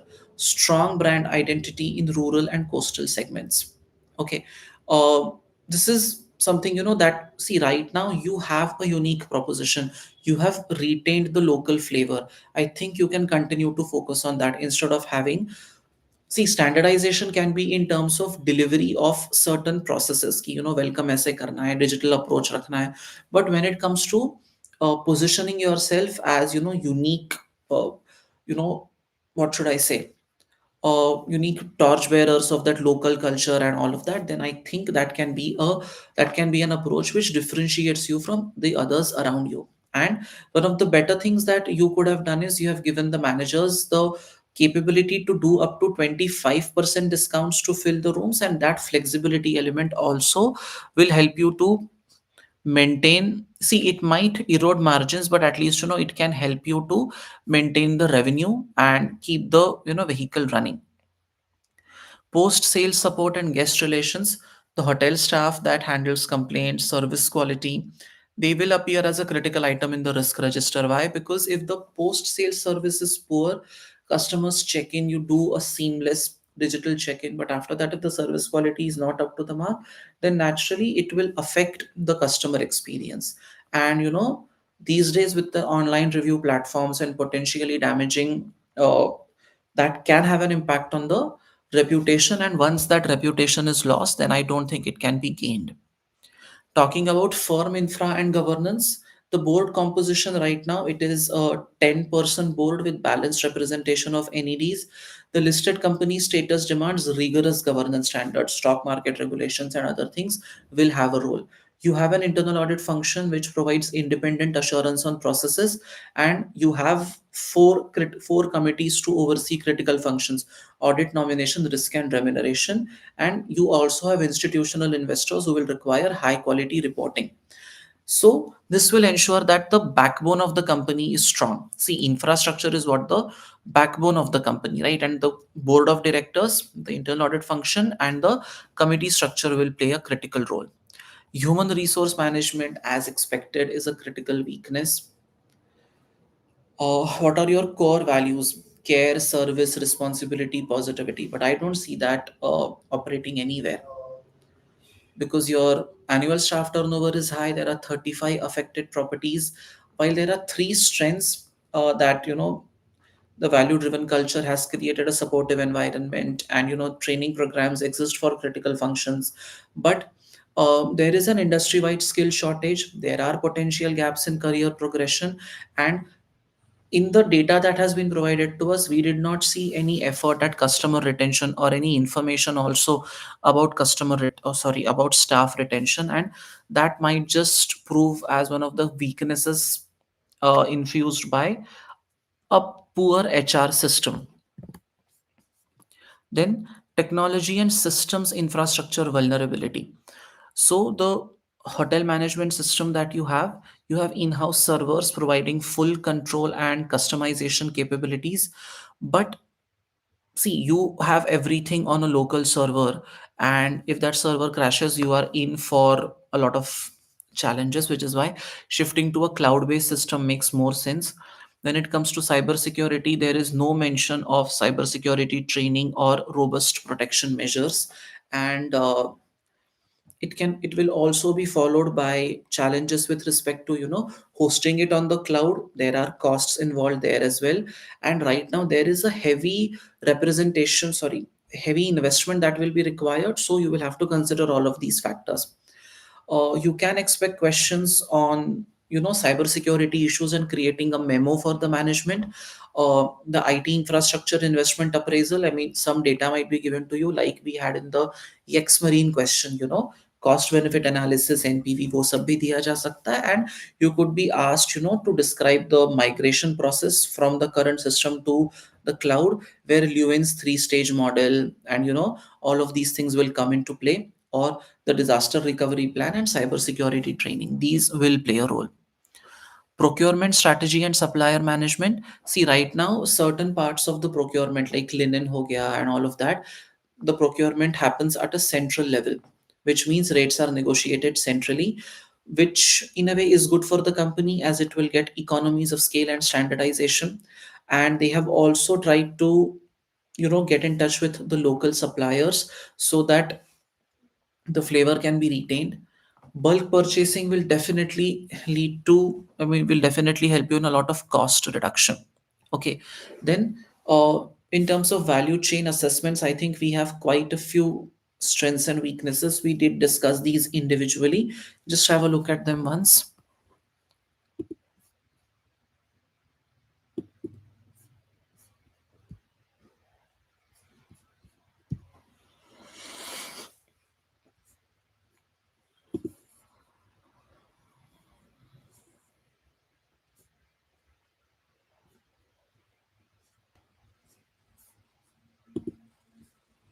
Oh, sorry.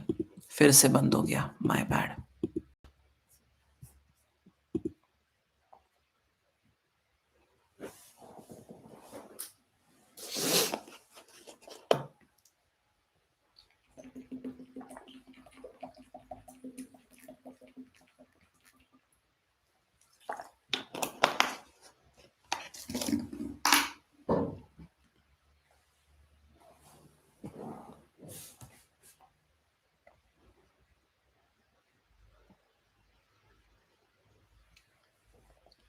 Okay.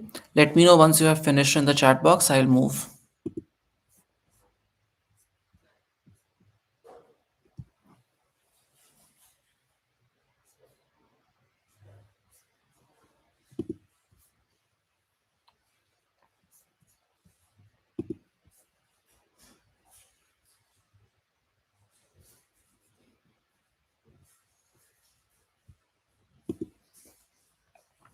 Done?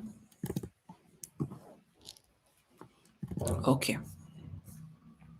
And anticipated SBL questions, value chain evaluation, risk exposure analysis, operational improvement, investment prioritization and mission alignment. ये mission alignment का मैं अलग से भी discuss करूंगा. ठीक है.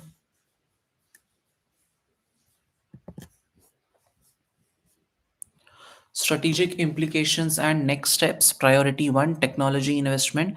Address IT infra vulnerability through cloud migration, disaster recovery plan, and cybersecurity enhancement. Because suppose there's a flood and your server is destroyed, you are dead. You don't even, there is no mention about a backup, right? Uh, and the data that will be lost, there's no way to recover that. So, investing in a cloud should be your primary focus. Then HR transformation, clearly their HR is not doing the job right. And then there are challenges with respect to quality assurance at all the locations. Okay. So that could be considered as next steps for the entity. Now we don't know whether a question on next steps will be asked, but if they do, we are more than equipped to tackle that. Now, let's look at the three lines of defense wala model. Okay. You might be asked to evaluate that for the company. So what I have done is I have applied the first, second, third line of defense specifically for this client. First line of defense, these are the individuals who are the process owners. They own and manage the risk. That is the hotel leadership, the guest facing team, the front desk, housekeeping, all of these people. Then the support functions, in house maintenance, IT operations, procurement, and hotel level HR. So they are responsible for managing the risk at source. Somebody who is manning your front desk, that person has to be, uh, that person needs to be able to tackle all the customer facing challenges on the spot. He or she will have to be able to think on his feet and then tackle the situation. You might not have a standard operating process ka manual given to you, but every customer is different, their requirements and their problems are different, and you as the front desk operator would be expected to know how to deal with it. The hotel leadership also is, they are the ones who are running the show, so it would be helpful in their case that they are updated with all the uh, with all the protocols, so to say. Here tomorrow if a challenge occurs, we are the first responders, we are the ones who are supposed to be dealing with this on a priority basis, and other people will come in later, auditors and all of them, but they are the first in line. They are the ones who have to face the music if something goes wrong. And so is the case for support function. uh, Right now, you have established SOPs for housekeeping and procedures. You have strong cultural values embedded with respect to care, service, responsibility. Customer satisfaction ratings are decent, they are high, 4.4 to 4.5 wala range. And in house maintenance teams enable rapid issue resolution. And there are escalation protocols for safety related incidents. So these are the things that are working in your favor.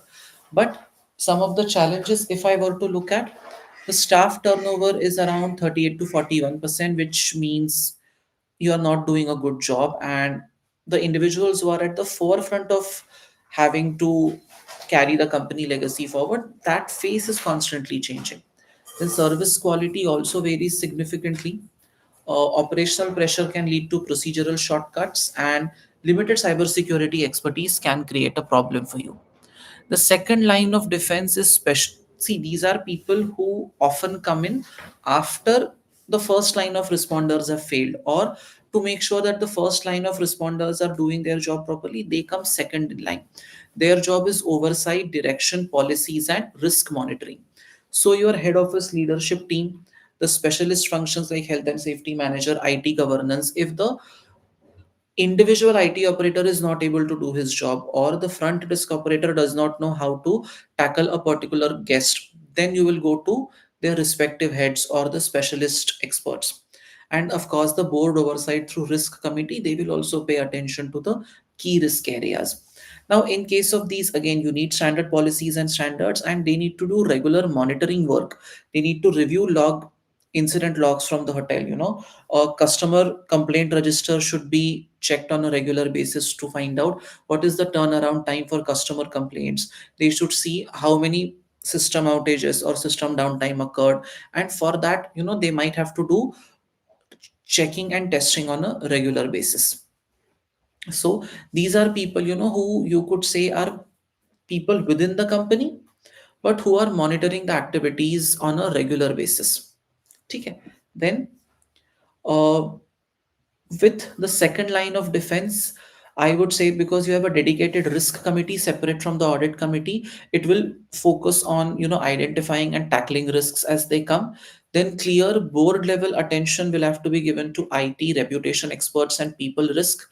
Use of SOPs and compliance training programs, and internal legal and compliance function, because there is an SOP, there is a risk committee, there are divisional heads, for example, IT head, and all of these people who are monitoring the incidents and logs on a regular basis. So that way, they will have a better control, and they will be able, because these teams are already installed, you can try to monitor risks as they come and tackle them.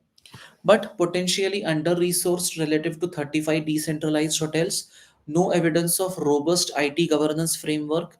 Cybersecurity oversight appears weak because you have an in-house server, you are not on the cloud. The service quality oversight appears reactive rather than proactive, and no dedicated ESG oversight despite sustainability pressures in hospitality.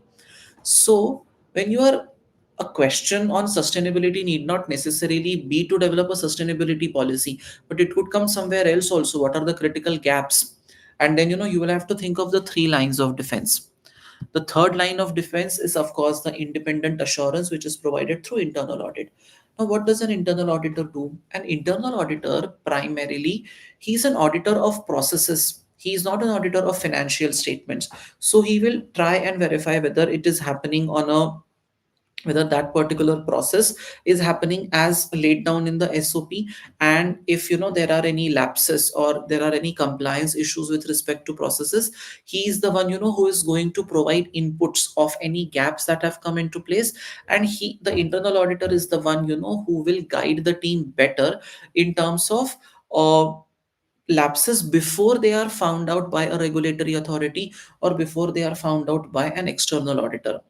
Naturally, the internal audit department is has to be on the work round the clock. They will validate the regulatory compliance and provide assurance on major risks through direct reporting to the audit committee. There is sometimes a fourth line of defense also. The fourth line of defense is external auditors. But see, they are people outside the organization. Before any issue comes to their notice, you should be looking at these three: first responders, their evaluator. First responders are front desk operators and people who are directly facing the customers.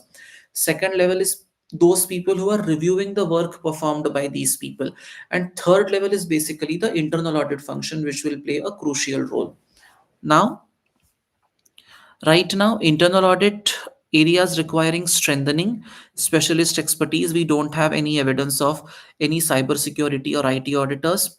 Then there is limited mention of thematic audits with respect to ESG or other service consistency. Internal audit may not review outsourced partners such as laundry or IT vendors. And see, in a hotel, laundry and all of these things play a very important role. If the bed sheets are not clean, if they are not of the committed quality, naturally customers are going to be extremely unhappy. Right now, there is no risk based audit framework in place, and the audit scope right now does not really cover cyber security threats and ESG requirements. ठीक है, एक बार देख लो 3 lines applied to Levwell का risk structure.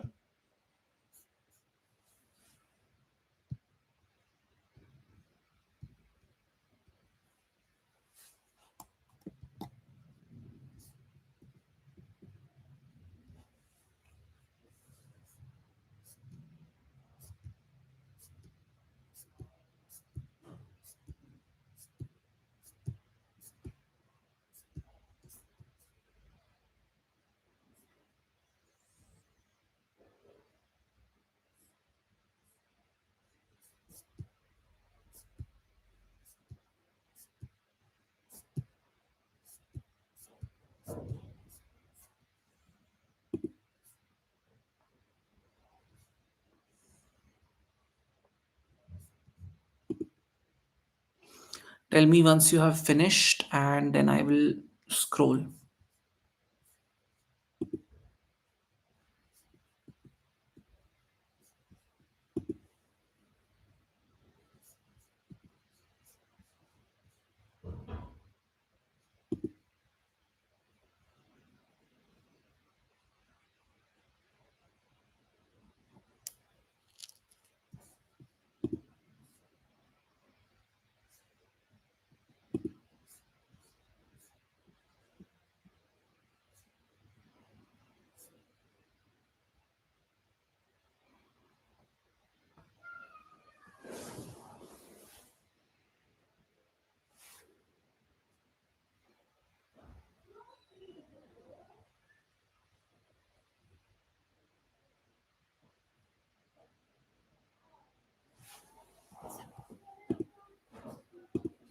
ठीक है, just let me know in the chat box once you are done.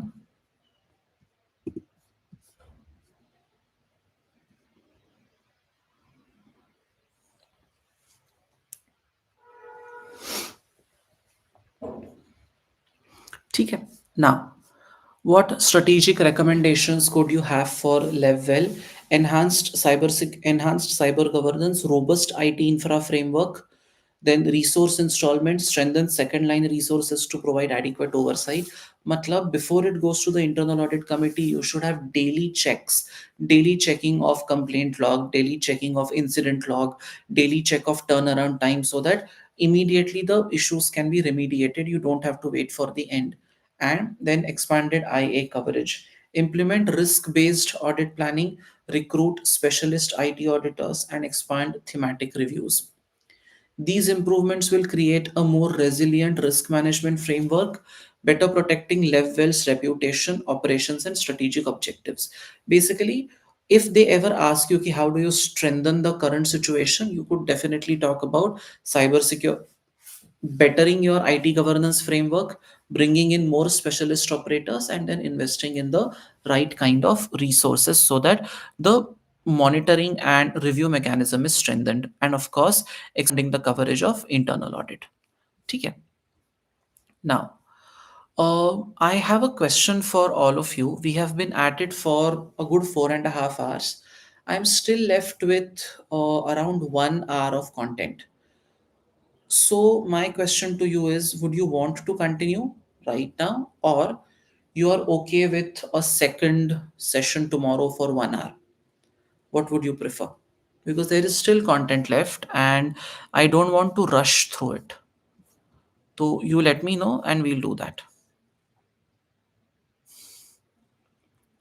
I thought 4.5 hours ज़रा ज़्यादा हो जाता है, तो it can be a little too much for everyone, I can understand. I think इस पे 100% everybody will vote for a second session. मैं आपको बताता हूँ मेरा क्या क्या बचा है, ठीक है। I am left with cultural web, I am left with TARA framework and of course फिर रिस्क हीट मैप और वो सब मुझे डिस्कस करना है। So discussing the risk register वो करेंगे। Then I am left with analysis of the board and analysis of the committees board structure, then mapping the values with the mission and the values with the company KPIs and it's overall operation. तो ये सब मेरा बच्चा है, and then एक complete round of, एक complete overview, ठीक है। सो we can continue with the second part tomorrow. I'll confirm the timing on the group. ठीक है, चलो। I still have 1 hour's worth of content left, huh? We'll do it tomorrow because everyone is saying that only. चलो, ठीक है। Today we don't have lecture. I have another class, but it's not your session today. Don't worry. ठीक है, चलो। Thank you so much, guys. I'll see you tomorrow once again.